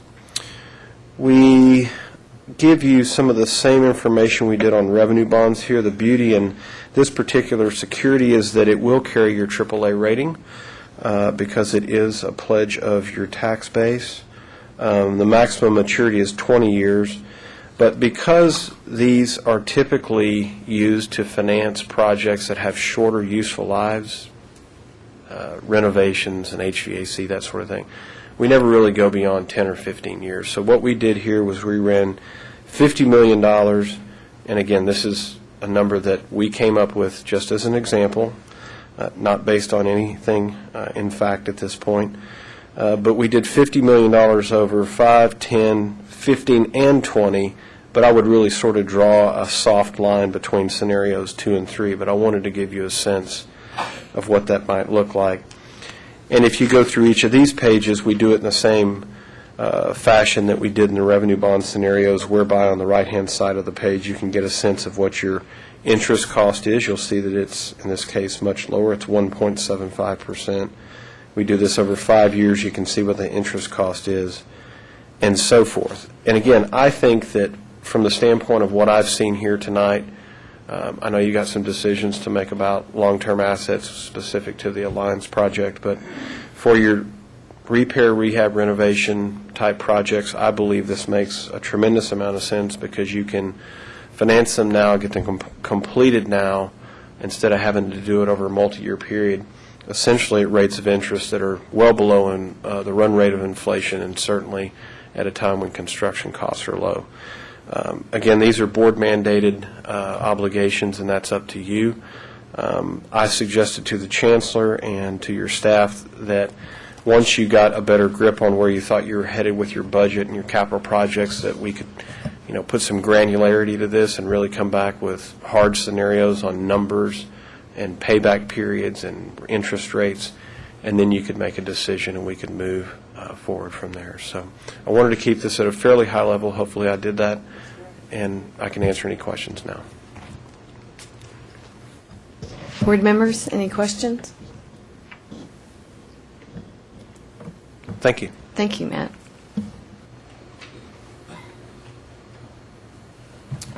Well, when I was teaching, and I used to ask my class at the end of the day, do you have any questions? And if no one said anything, I said, great, that means you have all the answers. So I'll say to the board members, if you have no questions, that means you have all the answers. And Matt, thank you very much for that great presentation. I would just call your attention to one thing in Mr. Bowles' report. You have on all of those pages the cost of the debt. And if you start with the revenue bond and you go for the 10-year scenario that he gave us, then it will cost us $21.1 million in interest to pay that back.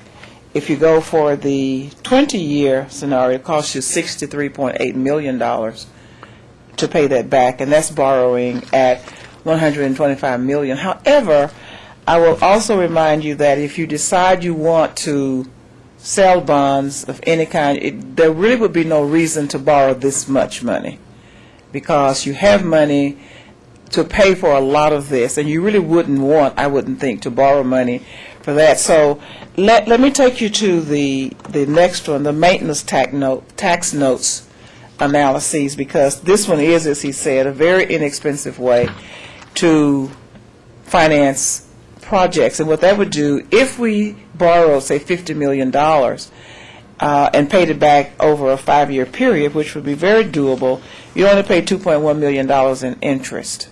If you paid $50 million back in 5 years, if you took 10 years to pay it back, then you'd be paying $6.9 million in interest on $50 million. And I'm not sure you want to go 10 years on maintenance tax notes, because, as he said, you're using that money to buy things that in some cases won't even have a life of over 10 years, so you really wouldn't pay for it for the whole time. But if you did that with the $50 million, if you took $50 million out of your cost for renewals and replacements over time, there would be $50 million that would be left to do Alliance, to do Northeast Campus Performing Arts Center. And so you do free up money that you have coming in your budget every year to build those projects. And so that's another way to look at that. So decisions, decisions, decisions. Any comments? If not, my next slide is, you saw in the earlier one that there was a $1,000 employee health insurance supplement in the budget that would cost a little over $2 million for all full-time faculty and staff members to help offset the increases in premiums, copay, deductible, and co-insurance. By the time you add all of those, the premiums are increasing rather modestly, but the copays are increasing a little. The deductible has increased significantly. The co-insurance is the biggie. To give you an example of what I mean by co-insurance, if you don't pay attention to what co-insurance is, you go to the doctor to get a procedure done. Let's say you're having surgery, and the surgery costs, $5,000. You got to pay a certain percentage of the co-insurance for that, and it may be $800, maybe $1,000, maybe $1,200, depending upon the percentage. And you pay that until you get to a maximum amount of out-of-pocket cost, and then but the deductible, of course, also has the maximum payout. The copay, you never pay that out. So the increased costs of insurance are quite significant here, and so that's what that's about. The next slide is on academic affairs, and this is where I want you to pay attention to all these great pictures that we have.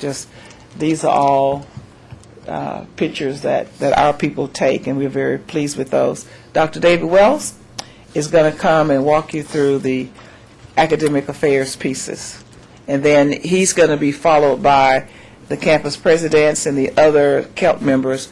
I'll just take my seat and keep it for a while. Thank you very much, Irma. Appreciate the opportunity to talk to you, Ms. Vandegrift, members of the board. The pictures are great, but it's what's behind the picture. If you look at that lady smiling right there, you know who she's smiling at, don't you, faculty? Right.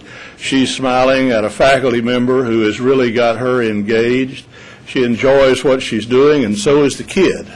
He's engaged as well, or she. I guess maybe a she. But behind these pictures, and one thing that you won't see spelled out specifically in a lot of places in what we're going to talk to you about tonight, is the role of what happens in the classroom with the faculty members. So keep that in mind all the time, that the unwritten rule here is that we have to keep hiring good faculty members to put in the classroom. We can do a whole lot of other things, but what happens in the classroom is what makes the difference in the outcomes in large measure. Now, Joy will talk a lot about student success initiatives. We'll all talk about student success initiatives, but all of that includes classroom instruction. So, Shelley, if you'll go to the next slide, I want to talk to you some about some of the initiatives that occur in the Academic Affairs Office. Basically, what we have as a goal for this coming year is to complete the work on the Academic Master Plan.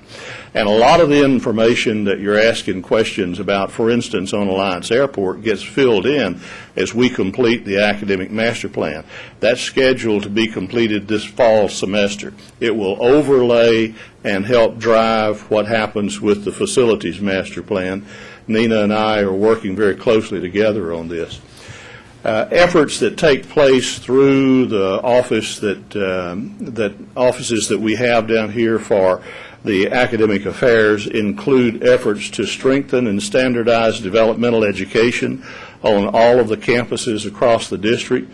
One of our issues relating to distance learning is a concern that we have people registering for distance learning classes who really don't know what they're getting into. They can't get into a class that's scheduled on one of the campuses oftentimes, and so they say, well, I'll take that by distance learning, but they really don't know what that means in many cases. And so our effort with trying to help screen these students to help them be more successful begins this fall semester when we ask all of our online faculty members to administer an exam that's made available to us through the coordinating board and at no cost, and it helps identify to the students who are registered for the distance learning classes those skills and knowledge that they would need to be successful in distance learning classes. We'll make that a requirement in the spring semester, but we're beginning the process of implementing smarter measures screening during the fall. We also have a new employee in the Academic Affairs Office, a Director of Assessment, who will be looking at improving program and instructional assessment. The folks over in the Continuing Education Services Department will be working to expand more of our programming out into the community, and we'll be taking a look at that whole organizational structure. The presidents and I will be working with the folks in continuing education to make sure that we've got that organized just right. So that's one of the initiatives that we'll kick off this fall. And then we have a new learning management system that helps all faculty members work with their students in ways that help them be more successful. When you look at everything that everybody's doing all across the district, if you picked out about 8 or 9 kind of standard things that we're doing on all of the campuses to support student success, it's going to be this list that you see here. And I'm not going to read these things for you, but if you go through here, what you're going to see is a whole series of things that focus on in engaging the students in helping them be successful in all parts of their college experience. We're really focusing on the first year experience for college students, and if I had to pull one off the whole list, it would be number 1, and that is implementing, achieving the DREAM priorities and interventions and the Vision 2015 strategies. That's just about as big a bucket as I can carry around, and it's got all of these initiatives tucked over in it. One of the parts of what we have been doing during this past year, too, is taking a look at the positions that were freed up by folks who took the early retirement incentive program. And you'll see this on when the campus presidents come up and talk about their areas, and the other KELP members too. But we had several people who work in the continuing education services area, in the distance learning area, and in the academic affairs area. And basically, this is what we've done with those positions that are freed up. Some positions we've had to fill because they're critical areas, for instance, in distance learning. But in others, you'll notice the coordinator of special projects, the workforce training, the couple of workforce training positions, the instructor counselors all work in the continuing education program, and we've put those decisions on hold until we've had an opportunity this fall to take a look at that organizational structure. So without further ado, I'd ask the interim president at South Campus, Joy Gates Black, to come talk about the activities that are taking place down on South Campus. A grandmother. Yes, she is. Michaela Joyce. Malia. Joyce. Malia. Yes. Yes. I have lots of pictures. The South Campus, we are continuing a lot of the things that we've begun in the past year. One of the things that in fact, the first thing on our list is a writing center.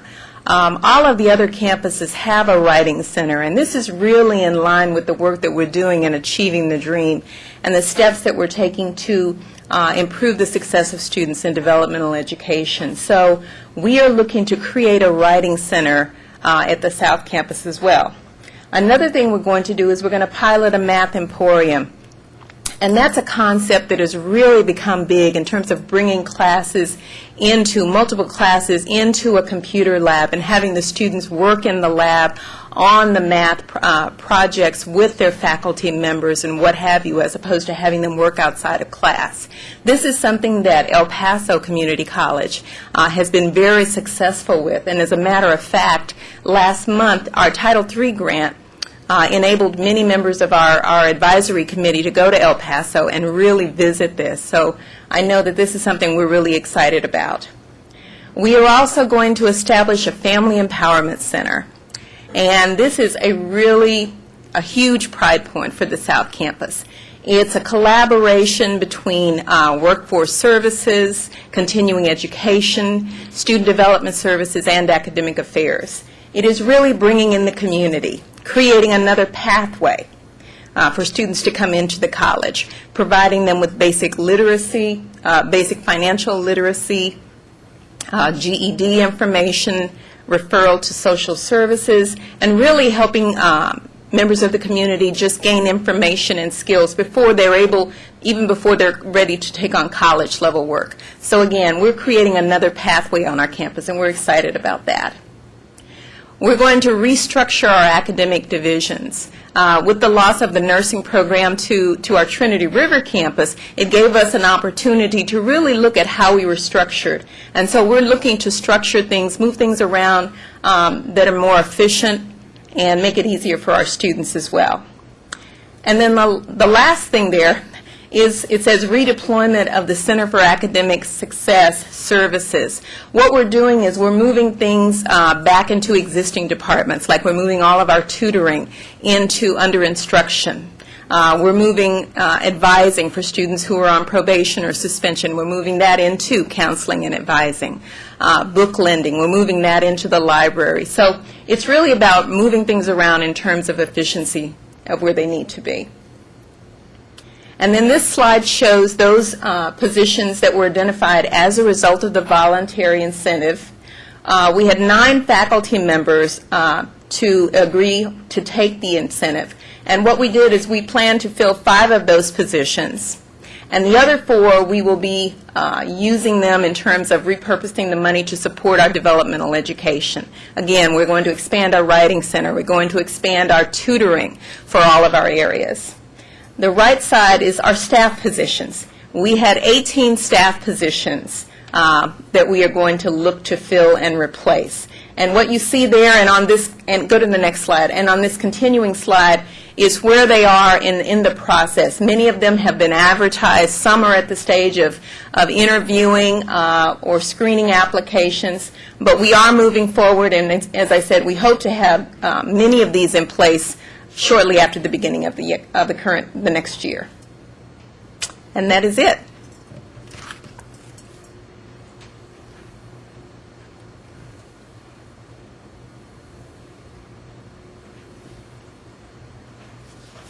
Chancellor Hadley, board members, it's a pleasure to talk about the Northeast Campus initiatives. And one of the things that we plan to do is to implement a student success workshop. We started this last year. It was very successful. We had over 1,000 students come, and this was a kind of a kickoff for a whole year of student success workshops.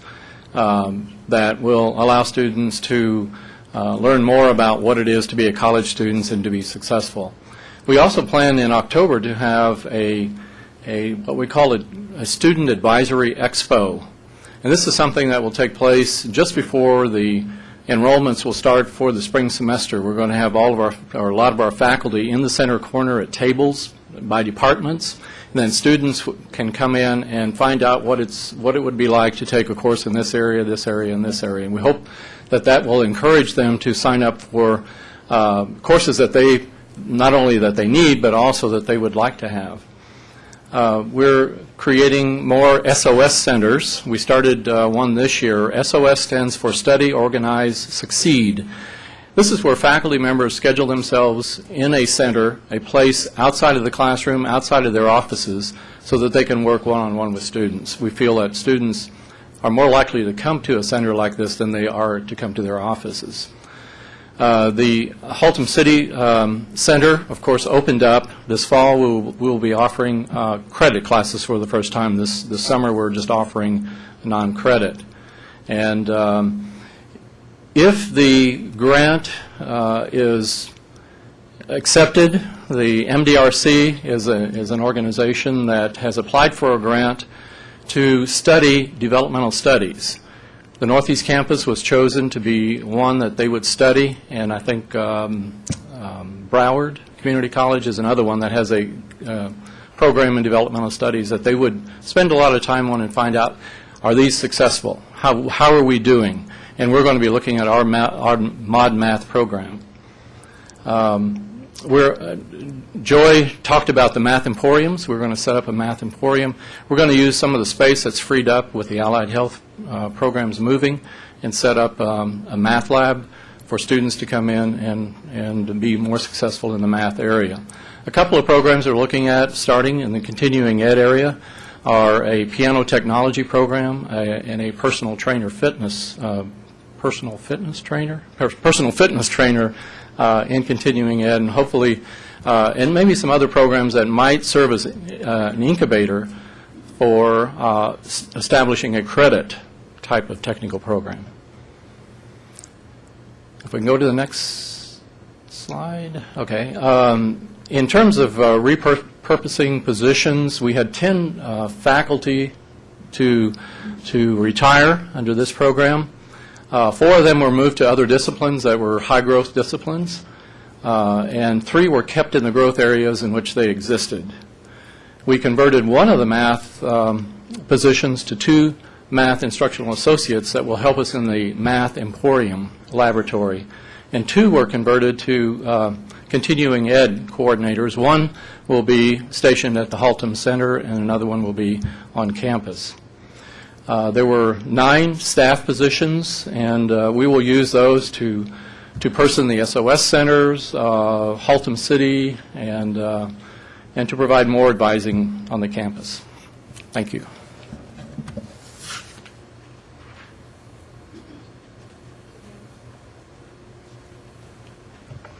Mrs. Hadley and board members, it's always a pleasure to talk about the Northwest Campus.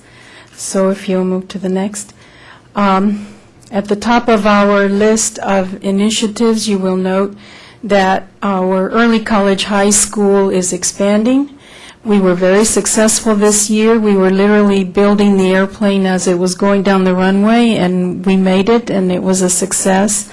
Thanks to the leadership of Dr. Goodwin and Amy Moore and others, it took a team, and of course, Mrs. Hadley's support and the support of the board. We will be adding Fort Worth ISD to the early college high school. So we will be one of the few community colleges in the state of Texas that's actually working with 2 independent school districts at one site. We also are in the C&I process for logistics program and composites program. We're increasing our partnership with Alliance, expanding our Cornerstone Honors Program, in addition to being very interested in helping the developmental student. We also must not ignore the honors student, and actually those individuals have increased, the enrollments have increased with those students for a variety of reasons. But the faculty have been quite passionate about the Cornerstone. We're supporting it, and we're optimistic that it will continue to grow. We also will continue the Student Success Conference and workshops. About 3 years ago, we gave the board a presentation of our first Student Success Conference, and those have gotten larger every year, and we have follow-up workshops on topics that are of interest to students that basically help them make better decisions for themselves as students. And finally, we have a very successful academic recovery program that involves the partnership of the counselors, advisors, and the faculty. It's been quite an interesting program, and we will continue that program. In terms of the voluntary separation incentive positions, we had 8 faculty members that decided to retire. I asked them not to. They did it anyway. So we kept 4 in high-growth areas, which were in aerotech, English, and math. We moved 4 to high-demand areas, which were in chemistry, English, physical education, and history. The Northwest Campus had modest enrollments for many, many years, and in the last 5 years, we've gone from about 8,000 to almost 14,000 students. And we haven't been able to keep up with the human resource piece of that.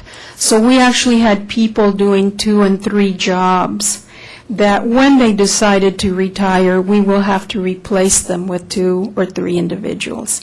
And you will see some of that here. There were 6 staff positions. The 2 assistant coordinators in criminal justice were kept. 1 counselor position is being repurposed to 2 advisor positions. The director of health, DSS, was repurposed to 1 coordinator of health services and 1 coordinator of disability support services. And the 2 dean positions were kept. We are still in the process of interviewing for those. Thank you.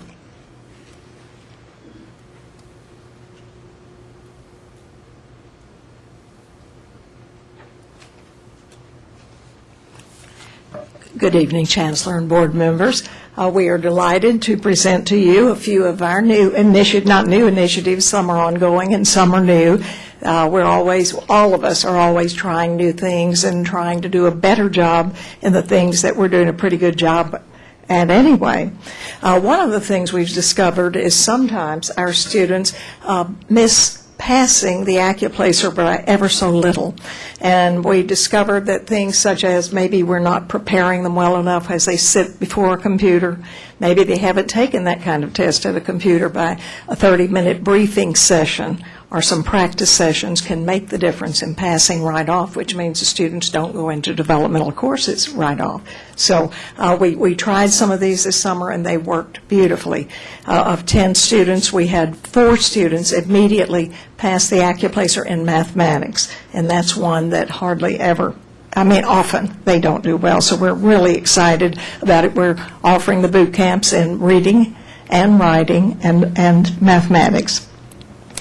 We have just completed our 4th summer in a text prep summer engineering program, and that is an exciting venture that has been sponsored by our Business and Technology Division and Continuing Education.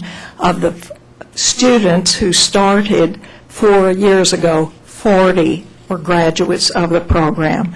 And we had an additional group. Each year we brought another group in, and there were 100 students who were graduated. These are basically students of diversity, young men and women, junior high and senior high ages. These students, the graduates who have been there for 4 years, will be in our engineering programs now, and then several of those students have already been accepted in the engineering program at the University of Texas at Arlington. The parents want this to continue. We had a theater full of students, 100 students who are graduates and their parents, and it was an exciting time several weeks ago. Also, continuing education has started a new program at the invitation of the community called Expand Successful Educating African American Males. We thought we might have about 20 students there, high school students, and we had 75 or 80. And interestingly, the parents came too, and we're really excited about how that's going to evolve, because we think we'll have those students on campus through continuing ed and then moving on to our credit program.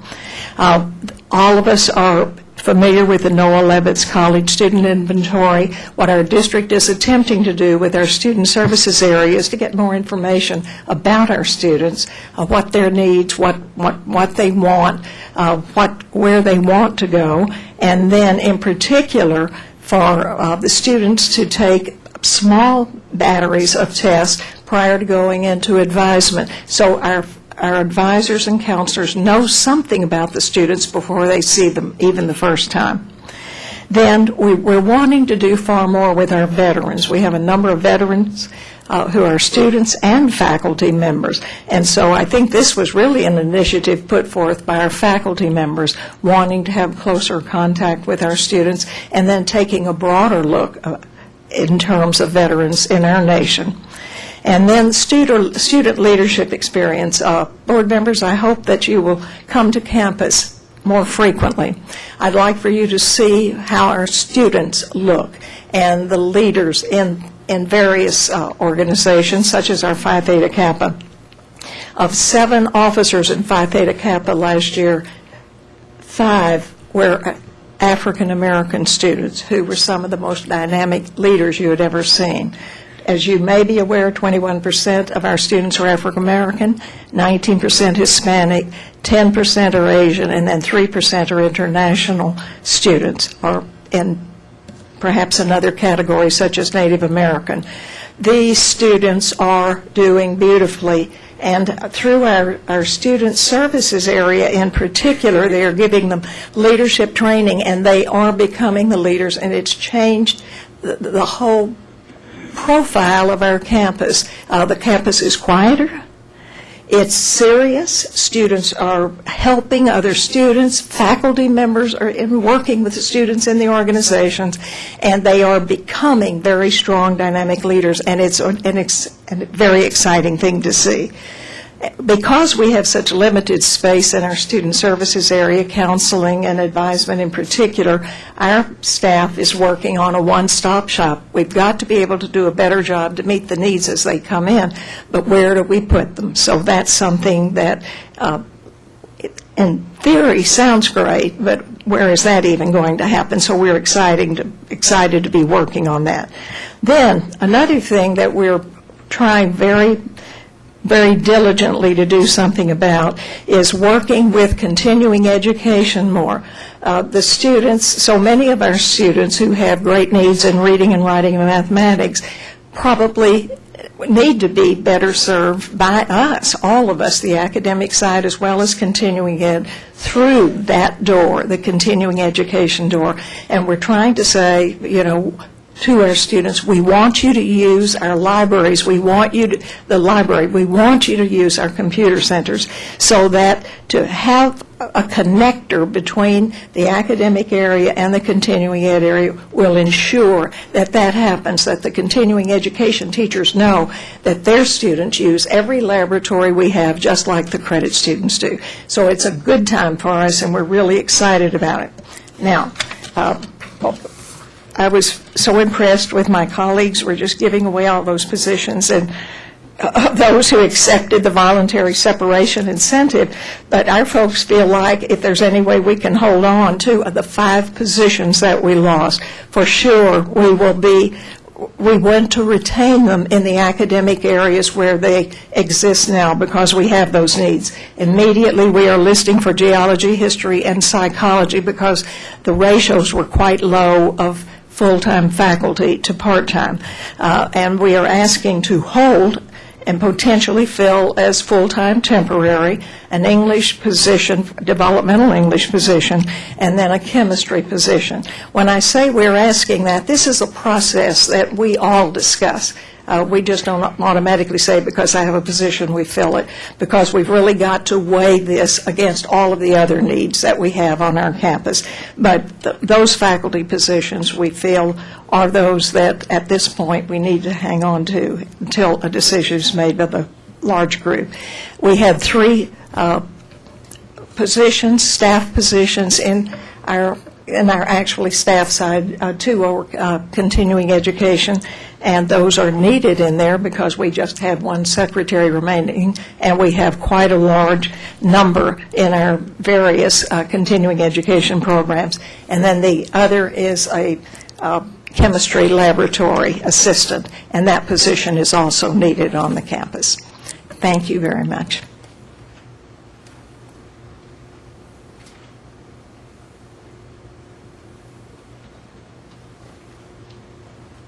Chancellor, members of the board, I am delighted to be able to speak with you tonight. I think mine is in a different order. Shelley, look at yours and see. Yes. The separation piece is first, and the people who were separated are people who are relocating. No one on our staff. We have babies, really. We hired very young people. There are only about 3 of us who could have gone, and we decided we liked it so much we wanted to stay. But the nursing department did lose 4 nurses, including the director, and you can see that that position is being advertised, and we are waiting to fill one of the assistant director's position that's currently filled with an interim. And then we have 2 nursing positions that are in process, and we're excited about that. One of the Rad Tech faculty from Northeast took early retirement, and that hiring recommendation is in process.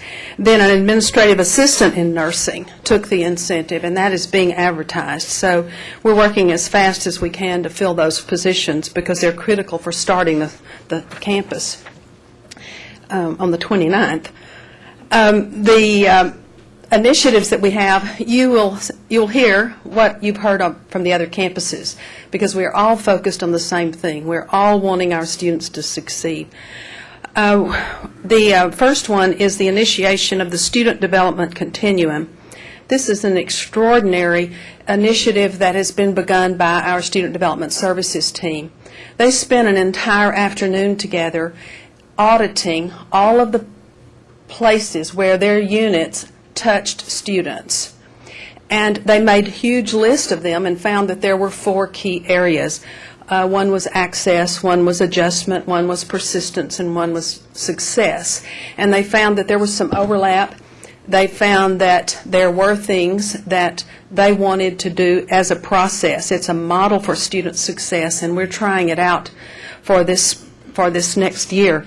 But we think it's going to be marvelous because it connects to Achieving the Dream, it connects to Vision 2015, and it involves all of the units in student development services. You read in the projection about the leadership initiatives that the students are involved in on all our campuses. We are going to add to ours a leadership experience for developmental students. One of our instructors is going to take her students in for an abbreviated version of that great curriculum, and we are excited to see how that works, because we know from the research that once students see themselves as better than they thought they were learners, or they could make decisions that were trustworthy, they will persist. And so I'm really excited about that initiative. The next bullet says create, but we're going to continue the program that our library initiated for information literacy training. The whole month of October, we will focus on getting students into the library for training, a 3-clock-hour training program on how to access information online. The students are loving it. The evaluations are sky high, and they get a certificate for it, and they're quite proud of that. We have already initiated a partnership to retain young men of color. It has campus personnel, it has community partners, and it has some district personnel involved as well. A College Board produced a white paper just last month about this as a national issue. And so I have shared that information, and I urge the other campuses to look at that white paper because it's really quite good. We are developing a health professions career portal bridge program for Fort Worth ISD 7th graders. It's one of the goals of Fort Worth ISD, and it matches what we want to do, and so that will be next year.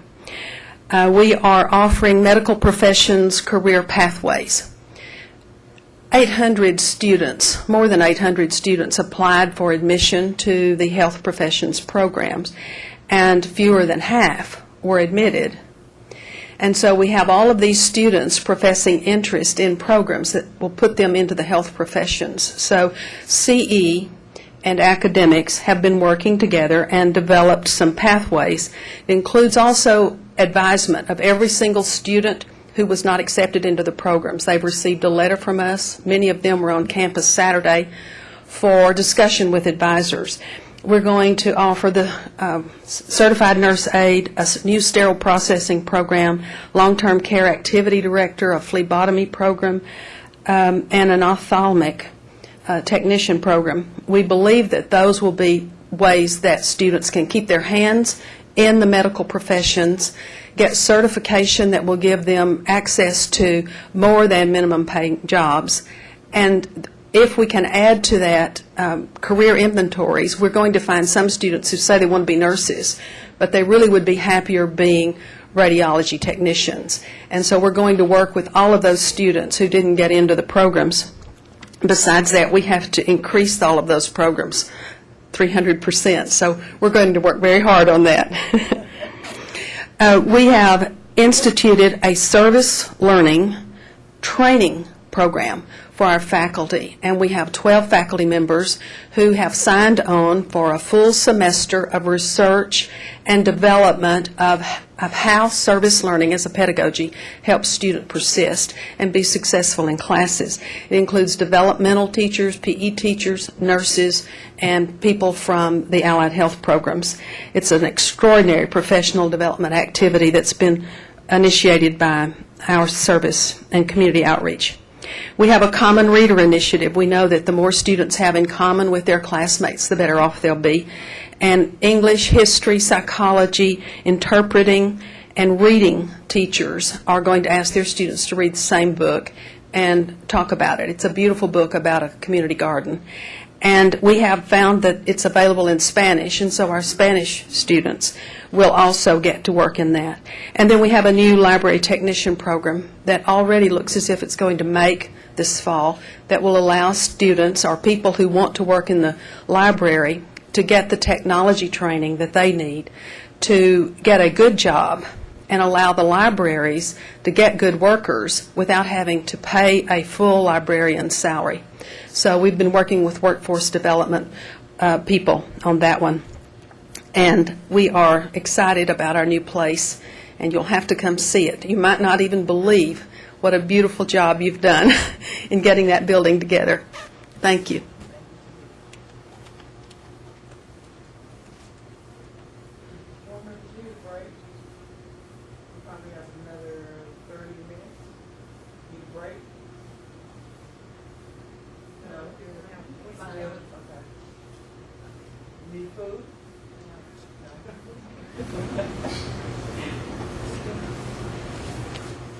All right. Well, the Student Success Division has really been a part of all of the things that you've been hearing from all of the campuses. So it's been a very much a collaborative effort. And so all of the things that I'm going to share with you on the next slide and what have you are really things that we're working with the campuses to implement. The first one is Achieving the Dream. Dr. Wells talked about that. We have been involved with Achieving the Dream now for a year. It's hard to believe, but we held our kickoff last August, and we have not stopped since that point. We've done a lot of meetings. We have a core team that is responsible for decision-making. We have a data team that's really responsible for analyzing the data and making recommendations to the core team. And those groups have worked very, very diligently to look at where we are with our student success and to determine the things that we should do or move forward to do in order to improve that. And so we've identified the priorities and interventions that Tarrant County College is going to work on in order to improve the success of our students. And I'll just mention them briefly. The first priority is to create a comprehensive first-year experience program. And I think you heard several of my colleagues talk about the importance of that first year in a student's life. And so one of the things, well, several of the things that we're going to do as part of that, we're calling them interventions, is number one, to have a mandatory new student orientation. And all of our campuses really have this in some form, but what we're looking for is to create a consistent orientation that no matter which campus a student goes to, he or she is going to hear and see that same format and that same information. We are also continuing to look at advising. You're hearing a lot about that, so a lot of things are being repeated. Advising from our counselors and advisors, but also how we get our faculty involved in the advising process as well. And then we're also looking to strengthen our Transition to College Success course, because that's a course where students are really going to be able to get a lot of the tools that are going to help them to be successful. The second priority is really to increase the success of students in developmental education and those gateway courses. And those gateway courses, remind you, are those initial college-level courses that sometimes students get to and really can't get beyond. And the interventions that we are going to put in place to support that is to implement or beef up an early academic alert system. This is something where the faculty will be able to connect with the advisor and the student so that we catch students before they get into trouble. And then we're going to continue looking at how we can strengthen our math programs and how we can provide additional instructional methodologies to our faculty members so that they can strengthen our programs as well. So all of this is beginning this year. That's by no means we're going to be implementing, starting all of it. Obviously, we have to stagger these things, but we are going to begin that this year. The second one is, obviously, we want to provide greater support. You've heard all of the things that are going on the campuses. Our goal is to provide greater support to them. And a couple of things that we're doing is we are going to be looking to hire a part-time veterans liaisons. You've heard a lot of talk about the increase in the number of veterans on our campuses. We're going to look to at least provide additional part-time help because that's a very specialized area, and we need to be able to provide them with good information. We're going to continue our data collection and analysis so that we can use that for decision making. Obviously, we're going into our second year of our Title III grant, so we're going to continue our work on those initiatives. And then lastly, we're going to continue to explore strategies for increasing consistency and efficiency. Again, as I said, our students go from one campus to the next. It's important for them to be able to find similar services, to get the same kinds of responses as much as possible. So we want to look at how we begin to create those kinds of consistencies. Thank you.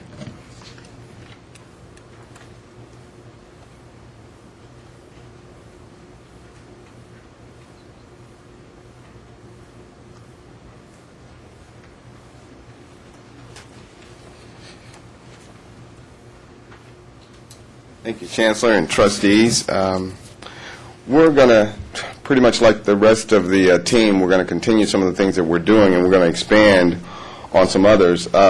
We've started this journey of process improvement, so we're going to continue to do that, looking at our efficiencies across the district, looking at things from a systems approach to see how we can better execute for our end user, our students.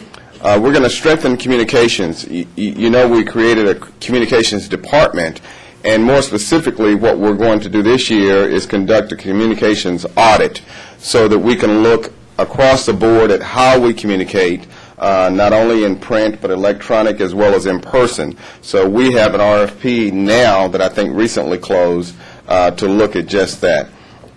We've enhanced the grants development and compliance department. We've always focused on grants, but we've had sort of a per-campus approach to it. Joy just talked about the Title III grant.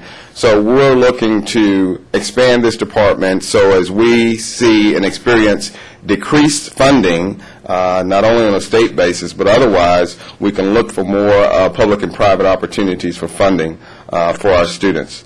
The website development will continue.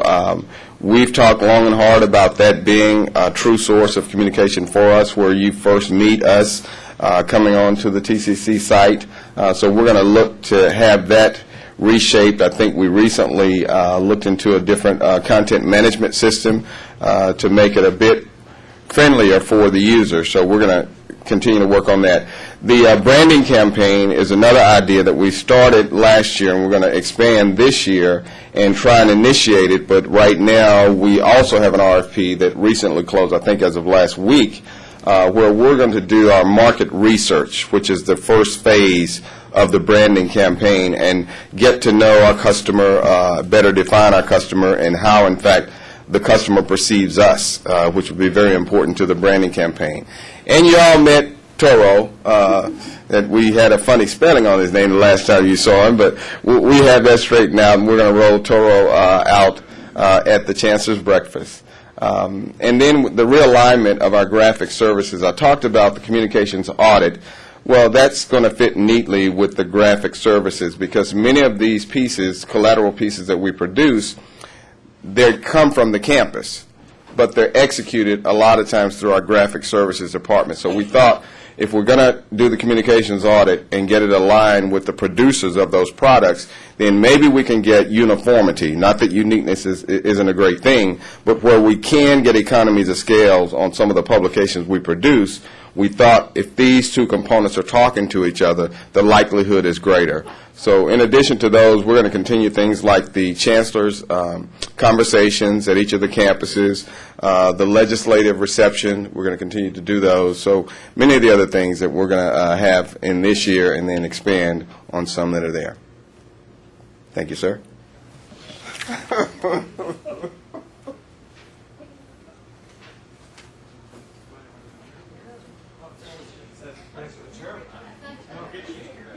You know, being next to the chairman is certainly a great pleasure. No, ma'am, I'm not. It's the hot seat. Next slide, please, Shelley. Okay. The initiatives that we are doing are in business services. We're looking to restructure to give a cost reduction and a better customer service. We've really put in a lot of effort into that, and you're going to see some of the results on the next slide. On food services, we're looking at new opportunities to create better efficiencies. Food service is something that is, while it's not strategically important to the college, it is strategically important to the student. The student who is hungry will not be able to study, so we take that very much in consideration. We continue ongoing activity to reduce the cost of textbooks. I think this is one initiative that it can never be stressed so much. I cannot fathom how a student can pass a course without a book. So we're looking aggressively at how in making this more affordable to all our students. May I interject an idea? You know, the Kindle readers, why can't our students purchase one and be able to download the textbook onto a Kindle? Has that been explored? Yes, ma'am, it has. We're looking at, not only are we looking at the ability to have textbooks in a different media, but we're also looking at ways that can reduce textbooks substantially. A Kindle is one type of reader. There's other readers, and we're looking at what is a medium to take an average cost of $175 to something that is half that cost. And we continuously to pursue it, but certainly Kindle is an option, and yes, ma'am, we're looking at it. We also believe, some of us believe, that the nature of books in the next 5 years will change. I agree. Or electronically. I agree. And so will our libraries. But we're working aggressively at that. Thank you. What is the finance department's position on having uniform textbooks? You know, I will address that by giving you the name of Dr. Wells. He is the one who is. You don't wish to take a position on that? Not at this time, sir, but thank you. You're under oath, okay.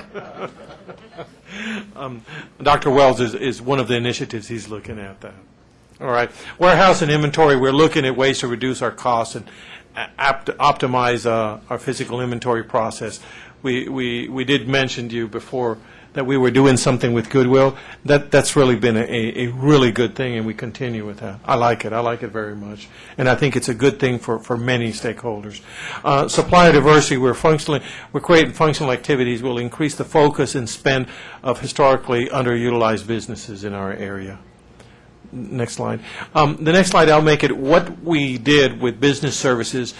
We had actually, there is a total of 7 people who have taken the incentive program. Out of this 7, 5 positions will be eliminated. Out of the total FTEs we had, it was 32, and we are actually going to end up with a total of 27. So this worked very well for business services, and not only does we think it will work well cost-wise, where we'll get at least a 20 to 25% incentive, but we think we're going to be able to, we have great expectations to serve our students a lot better. Thank you.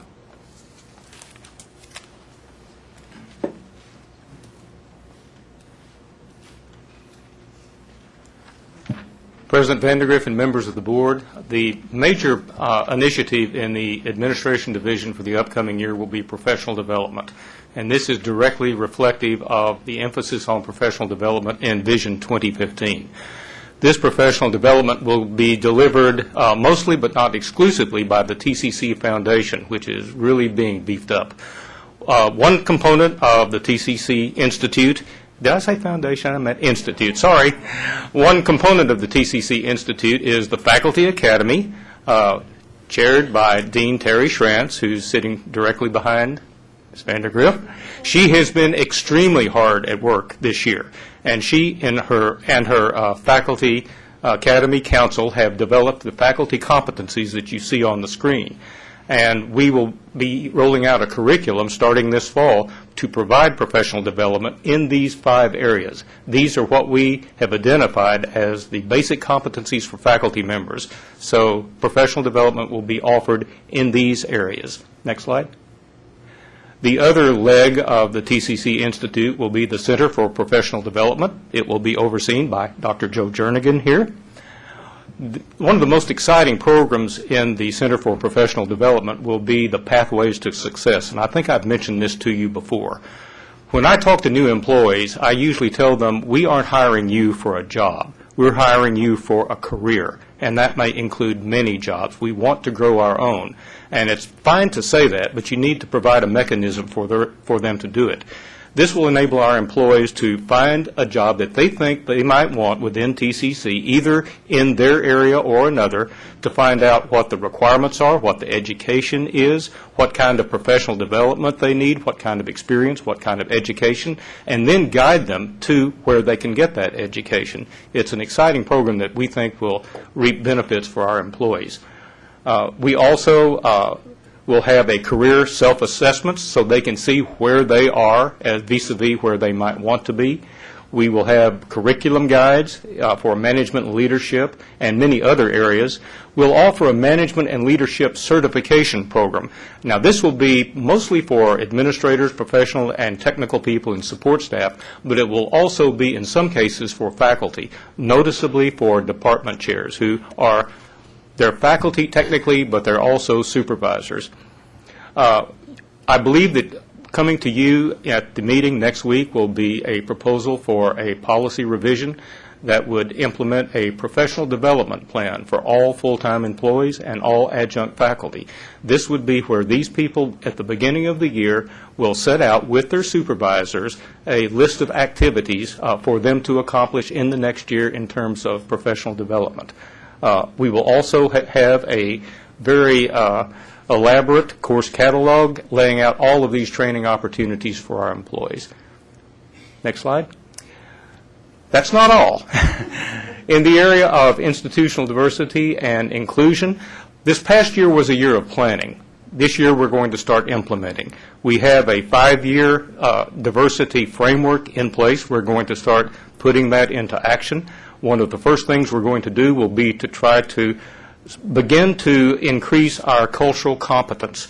We want all of our employees to be culturally competent, to recognize and value the diversity in our students and the workforce, and to learn to operate within that diversity. But it requires a lot of leadership. So we're going to, over this year, develop a curriculum, establish metrics so we know exactly where we are, and then bring in someone who will train the trainers. So on an ongoing basis, we can train our employees in cultural competence. Thank you. Oh, sorry. I had 7 people in my soon-to-be former area take the voluntary separation, including myself and 6 others. These are all positions that there was really no way to repurpose, to turn into something else. My position is in the process of being filled. That person will fill the executive administrative assistant. We interviewed last week for the chief of police. We're replacing the police sergeant on the Northeast, and the police officer is Chan Robinson downstairs, and so we will be replacing Chan. And the 2 human resource specialists, we are very, very thin in that area. We operate with a very lean and efficient human resources staff, so we will be replacing those 2 people. Thanks.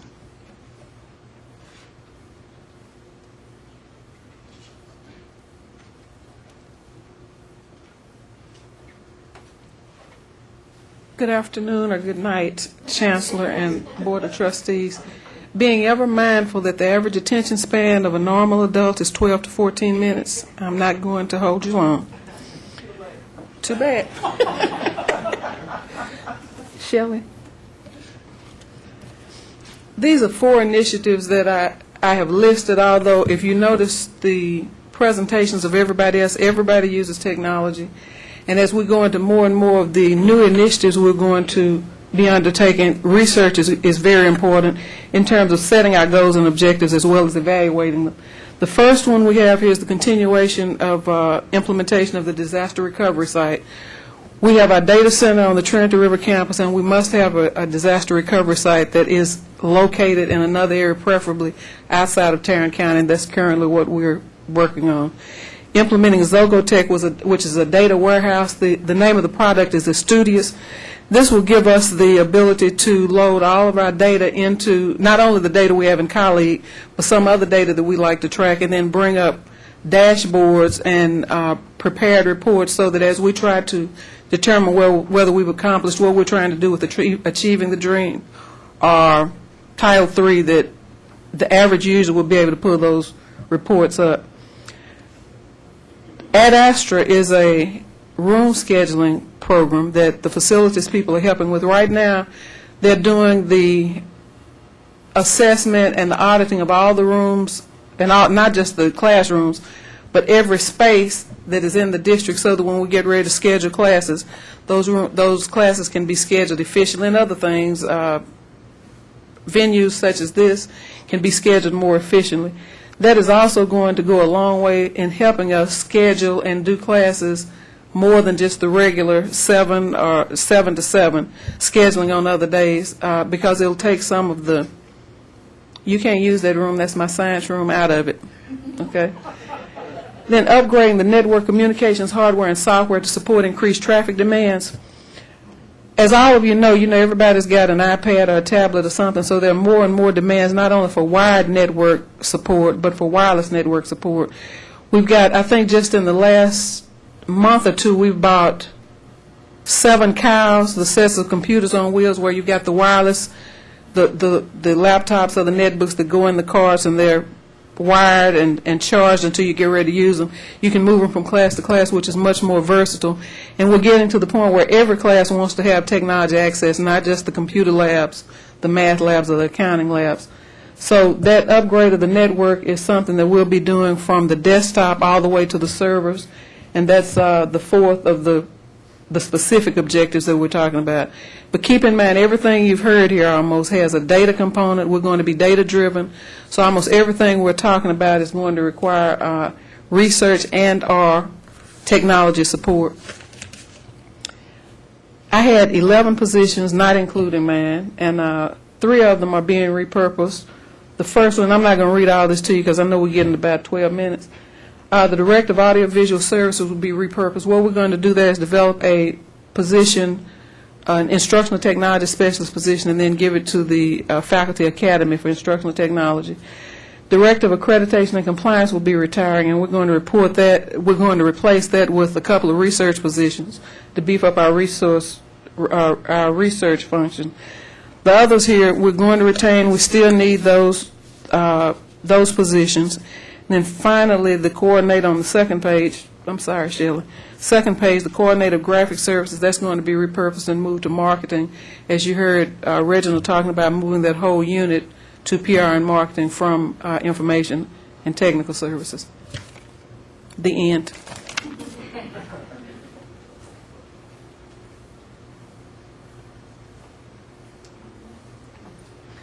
Okay, the good news is I'm last, but I'm not least, I always like to say.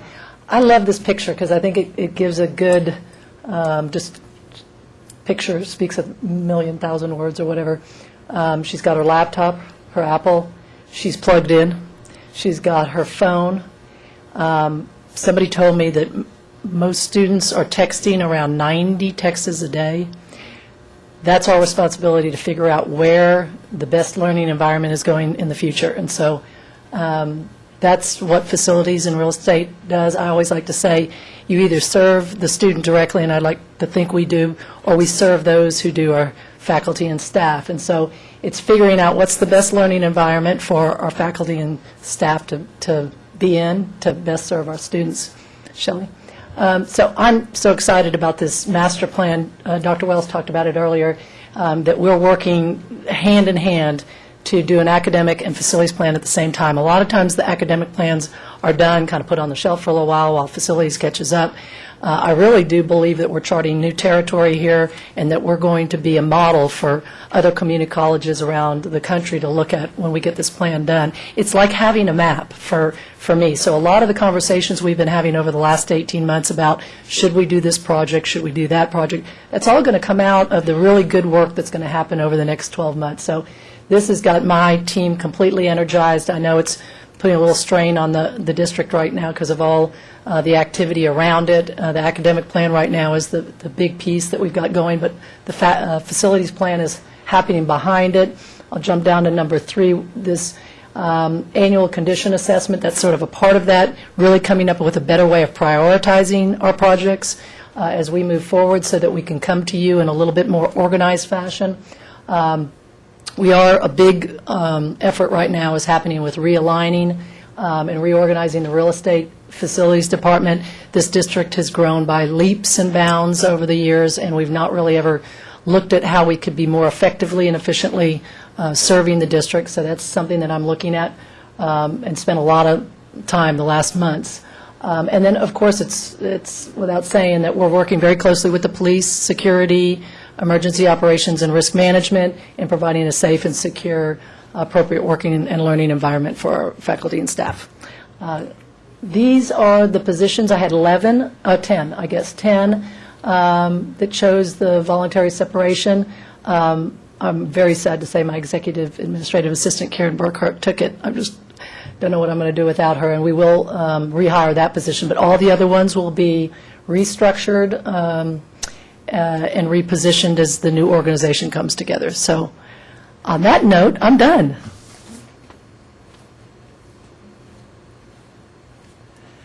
Well, thanks to each one of you team members for those excellent reports. Board members, I know that this was long. Well, thank you. They were just excellent. But I think it's so important for you to know, as Mark McClendon reminds me all the time, Chancellor, you got to tell the story. I mean, it's not just a budget. What is it for? I mean, what does it do? What does it mean? And so you've heard the stories. You heard them last year. You've heard them this year. And they're absolutely wonderful stories. And so they've all given their report. Now, faculty, do you have anything you need to add before we go to the next point? Any one of you want to come to the microphone and say one thing, two things, nothing? Jill can't help it. I knew she was going to get up. She just absolutely can't help it. Sure. You're going to be the spokesperson tonight? I guess so. Absolutely. Go right ahead. Chancellor Hadley and board members, I have had the rare privilege this summer of becoming very heavily involved with the JCC and sitting in on the budget process. And the work that goes into this budget process is phenomenal. Your support and what you provide for us as faculty members, what you provide for us as far as facilities, I couldn't ask for a better place to work. And I just want to say thank you. Thank you for your support, and thank you for all the work that everyone does in this district. I believe I speak for all of the faculty when I say that we're happy to be here.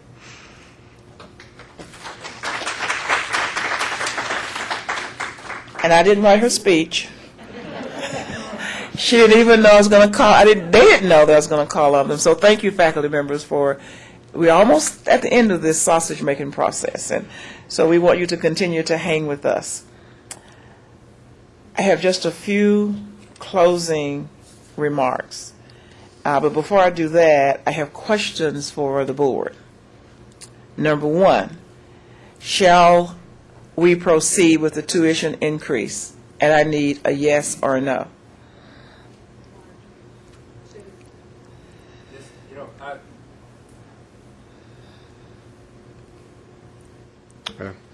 I guess I think I brought the tuition increase idea up myself. I have to say that it didn't really bother me to visualize it at 55 or 56. The 60 does bother me. And I would really prefer that we sort of take a look at maybe 3 years of this and then review it again at that time, as opposed to just automatically taking it up to 60 over 5 years. We may do that. I may feel different about it in 3 years, but we wouldn't anyway take it up to 5 years without this was just what Mark gave you was a look-see. Look into the future. If you raise it $2 per year for 5 years, this is how much money you will bring in. But your decision now can be to raise it for $2 by $2 for this year, next year, and the next, or you can say raise it for this year, and that kind of messes with his scenarios. He needs to know a little bit better about what he has to spend. So a 3-year. Yeah, I'm comfortable with 3. 5 seems to be pushing the envelope. That's just me, though. Okay. Other comments? I have to agree with Mr. Carter. I'm not ready to do that at this point. When we look at 3, does that mean we raise the tuition for 3 years and stop at that point, or? Yeah, unless you say otherwise. As a matter of fact, you could say tonight, let's raise the tuition for 3 years, and then next year say, nope, I changed my mind.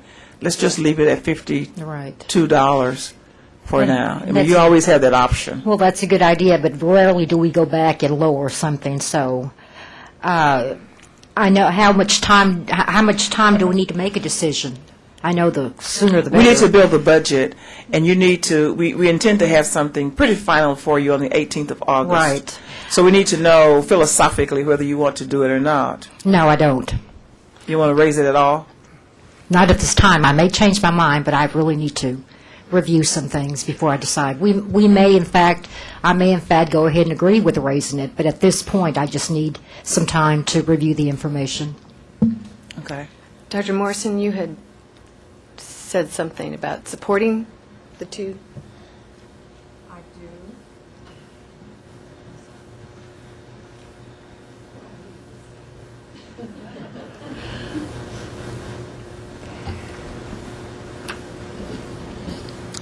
As important as tuition is, and as mind-boggling as it is to many students, that once a semester when they have to write that check and see that bottom line bill, I think it is important for the continuation and the expansion of our services that we take the big step forward. And so I would recommend proceeding with the $2 per year increase for tuition, because if we raise it, we need to raise it enough so that it really matters, and raising it $2 rather than 1 in terms of the numbers really had a more significant impact. And so it would be my recommendation at this point that we go with a 5-year plan, because it gives us, it's a better planning basis, and gives us a look further down the road. And at any time that any future board decided in that budget year to not continue with the raise, that could be changed. But for planning purposes, I am inclined to support the $2 increase over the next 5 years. At the same time, as we noted, embedded in everyone's plan is to provide a lot more counseling and support for students, which will enable them to better assess and access the resources that are available to them. So as we are asking more from them, I fully expect that we will make more available to our students in terms of all services, including options for financial aid. That's an excellent point. The other thing that we hope will happen, and we understand that hope is not a strategy. That's why you've seen all these strategies up here, because we thoroughly understand what we need to do. We must get students in and out faster. I just sent an email last night to all the CALP members that I received from the Texas Association of Community Colleges. It was a copy of the op-ed piece that was written in the Austin American-Statesman. And I really meant to send it to all of you last night, too, but I went to sleep, I guess, before I did that. But I'll get it to you. But it was an op-ed piece that was quoting our Commissioner of Higher Education, and the board members who attended the conference last weekend. Some of you got to hear Commissioner Paredes talk about his thoughts about how we educate the very difficult to reach students. And that op-ed piece in the Austin American-Statesman talked about that. And as I told the CALP members that I spoke with even today, much of that absolutely rings true. We must do a better job of getting students successfully out of Tarrant County College when they come. So the things that you've heard tonight are all designed to help us do that. And it does take more money. It's the term we use is intentional advising. We started with the word intrusive because that's what you really have to do. But the experts around the country said, don't use that word, use intentional, because you really do have to get in and do a whole different kind of advising. And you saw on pretty much on every campus president talked about more advisors, more advisors. You heard Larry talk about the SOS is what you call it, that center where the faculty members are going to go and advise students. We have to do a better job of, you heard somebody talk about helping students assess what they really want to do and help them get on the right path. I think that was Tahita talked about that. A lot of students want to be an RN. They don't have a clue about what it takes to be a registered nurse. When they apply and don't get in, we don't want them to just go away. We want them to learn what they can do and come here and be successful at that. So it is, and I'll remind you too, if you increase tuition $2, that is, if a student takes a full load, 15 hours, that's $30 for the semester. So somebody just doesn't get to get his hair cut or her hair done one time a month, and that's the $30. Because so it's not a lot of money on an individual basis, but put it all together, it gives us absolutely more fuel to stoke the fires that we must make burn brighter for our students. So that's my plea to you for consideration of this $2 tuition increase. Anybody else? Madam Chancellor, I support Dr. Morrison's position. I just want to let you know that. I do as well. I do as well, but I have a point of clarity here in terms Okay. of consideration and action. Would you like us to take a formal vote tonight, or would you prefer that we wait next week? No, you don't need to vote tonight. I just need to Okay. know how to go forward building the budget. Okay. Okay? All right. The next question I have for you is, would you like to increase the tax to the effective tax rate? That gives you $12 million a year more than what you're getting right now. And the tax rate then goes from 0.3764. That does not include the debt service.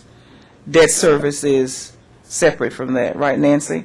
So it goes from 0.13764, 13.7 cents, to 14.89 cents. And you get $12 million a year as a result of that. So what is your appetite for that? Board members? I think it was kind of obvious that the legislature's bragging a lot about all the money they cut from the budget, but what they really did was pass costs on down to lower levels of government, which included community colleges like us. I think also it's kind of obvious that they didn't fully fund, even this year, that they're going to run out of money somewhere 9-10 months down the road. And I wouldn't take a $100 bet right now that you wouldn't be asked to refund money again at some point next year. I think, given this is what the legislature did, that we need to protect the college's position and go to the effective tax rate. I find this, by the way, to be very painful. Well, I understand. However, the legislature has been on this path for quite a while now. I mean, every year it gets less and less that we get, and you're right. They know that the community colleges governing boards have taxing authority. They understand that. They tend not to say it out loud, but they say it behind closed doors. When you're down there meeting with the various committees like we do, when they're in session, they will tell you that. You know, you have the ability to do this and to do that. And, so they pass it on to us. By the way, does this, as I understand, this would not subject us to any recalls or anything of this nature? No, sir. Okay. No, sir. I support Mr. Carter's position. So do I. Reluctantly, but yes. One additional question. How will this change the debt service tax? Not at all. Not at all. Except we'll go down a little bit. Right, that's... We'll go down a little bit. And Nancy, you didn't give me that number. Nancy always gives me all these good numbers. You want to come up? And I knew I was going to get her up here before the night was over.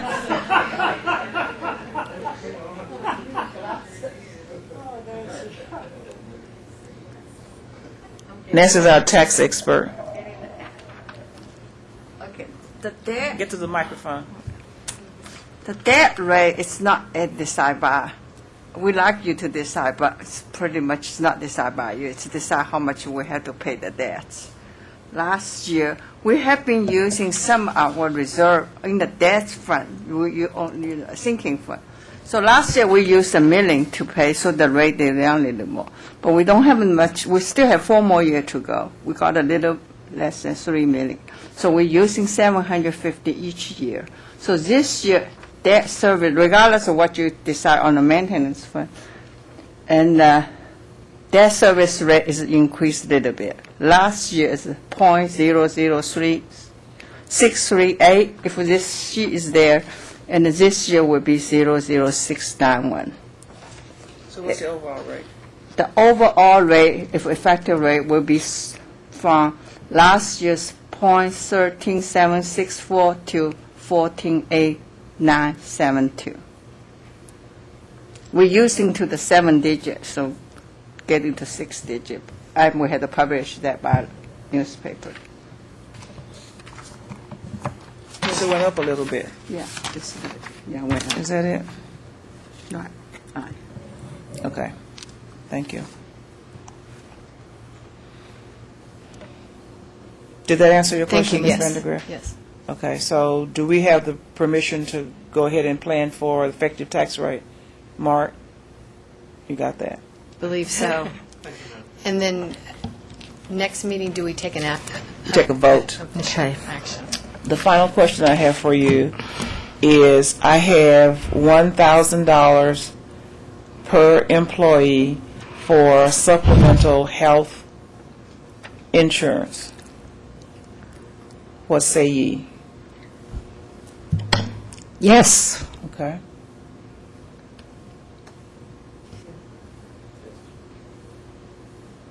Okay.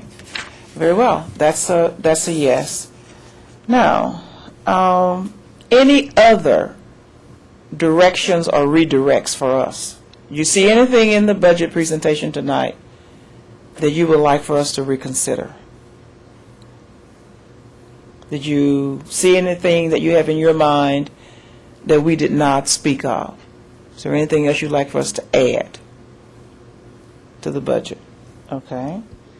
No, but Madam Chancellor, I have a question. It's in regards to the Alliance project, with which I believe we must proceed with all deliberate speed. Is it possible for us to explore and make known that we would like some partners in financing that?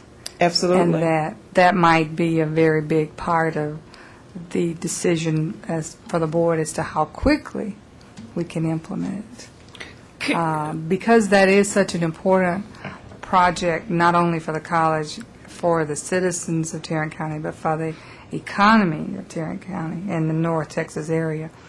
I would hope that there would be some partners out there who would be willing to come and join with us. Could also mark, we had some blanks in there with bonds and such. Can he make some assumptions and say we issue some of those notes for maintenance and or maybe even revenue bonds for the project? How would it affect the budget? In other words, he left those blank, didn't he? I mean, I don't think so. Oh, Mark? No, sir. Well,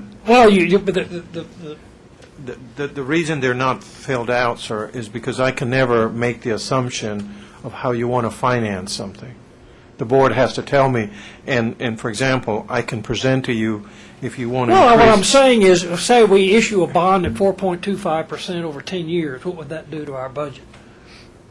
Yeah, we can tell you that. Now that I know that you're That's willing. all I'm saying. And then a note for $50 million, you know, I mean, Yes, sir. you fill in the box. I can That's fi- what I need is information for you to fill in the box. Yes, sir, but Mr. Greenhill, one of the comments I think that the Chancellor has made is that these are reference numbers. As they become more, I mean, I can present those scenarios. As these numbers become more solid, I'm happy to do that. I would love to do that. Finances are happiness, but I have to have a little more clarity. And I think what they were saying, I think what our real estate team was saying is, as the numbers become more clear, we can tell you how much that facility will cost, and we can get you finances to the T's. Yes. But Mr. Greenhill, we can get you to a comfort level, I think, if I tell you that if unless the board says to me tonight, no, don't continue to look at Alliance. If you don't say that, we have money in the budget to continue to look and to come to a place where we can come back to you and say, if you want to build a facility at Alliance, this is what it will cost. And then here are some financing options for us. Does that help? Yes. Okay. Is there anything else you'd like for us to do?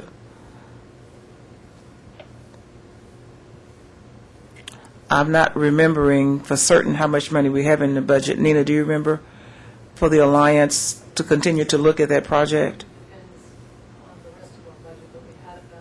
About $4 million? Yeah, well, we had 8, and I chopped it down to about 6. And so the decision is whether we do the 4 or 6. I'm not sure we can do programming and design without about $6 to $8 million. Well, you're not going to do program and design until the board decides it wants to do the project. You wouldn't spend $6 million looking at something if you don't want to do it. So you're in a pretty precarious situation, really, because you don't know. That's why I said to you earlier, if you want to tell us how much money you want to spend on something, then we can design to that. And then at the end of that design, we bring it to you and say, well, that's not enough, or that's too much. Let's spend less than that, or let's spend more than that, and you have a say on where you go from there. And then you can decide how you want to pay for it. If you want to take it to the voters and put it to a vote, if you want to pay for it with revenue bonds, or if you want to sell maintenance tax notes and then use the regular money that you've got coming in the budget to pay for a building project. There are lots of options. You know, the main two issues that I'm interested in that, one is I need to get some idea of what kind of student potential that we have in terms of enrollment demand. And the thing really scares me without some other participating partners. Okay. We'll keep those two things at the top of our list. I don't know, Alva may already have numbers on students. We can get that pretty soon, I guess. And by the way, we're going to send you electronically a copy of everything you've seen tonight, so that anytime you want to refer to it, you can do that. We're trying not to give you loads of paper for various reasons. Trying to save the planet, and we're trying to save your files. Any other questions? CALP members, have I missed anything? I guess one of the final thing I'll say, I hope you noticed that as we went through all the presentations on the campuses, we're working really hard to get more uniformity in what we do, at the same time maintain the individuality among the campuses as much as we can. But for the big things, we really must become more and more uniform. Otherwise, we won't be able to measure what we're doing. You know, something works really well on one campus and it's not done on another, and we get different results. So we must become more uniform in the main core parts of what we do. Well, Madam President? Chancellor, I just have, I guess, a question or clarification. In talking the financing plans that we talked about, I don't ever see financing $125 million with revenue bonds. I do see a hybrid perhaps on the two facilities that we can afford to build on our capital outlay, and then looking at the alliance in a different manner. So I'm going back to Mr. Greenhill's initial question about probably the maintenance tax bonds. Because you're going on vacation tomorrow, we need to make sure you're settled on this. My question for you is, were you asking that if Mark put in a $50 million maintenance tax bond within this budget, how would that look like? Yes, a pro forma. Okay. I'm not asking for...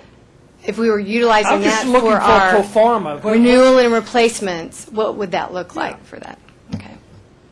Yeah, that he can easily do that. I absolutely agree. I could never recommend to you that you sell $125 million worth of bonds for anything. I mean, I just don't think, that's the way to go. Number one, when you look at the cash flow over the next 5 years, it just does not call for that. It doesn't. You could probably build all three facilities if you decided you wanted to sell $50 million in maintenance tax notes. You'd have very little interest to pay back. You could do all of those projects pretty much. You may have to phase the Alliance project. You may have to delay it for, say, a year rather than trying. But it'd probably get delayed for a year anyway. It's a big project that's got to have a lot of work done on the programming piece of it. So you could probably do it all with, as a matter of fact, I've been debating this whole issue with the whole team, with Nancy, with Mark. I've been debating with all the experts. I have been debating. And I've said, you don't need to borrow any money. That's my thinking. You don't need to borrow any money. You can do all of these. The only thing is you may not be able to do it all when you want to do it. And that's the bottom line.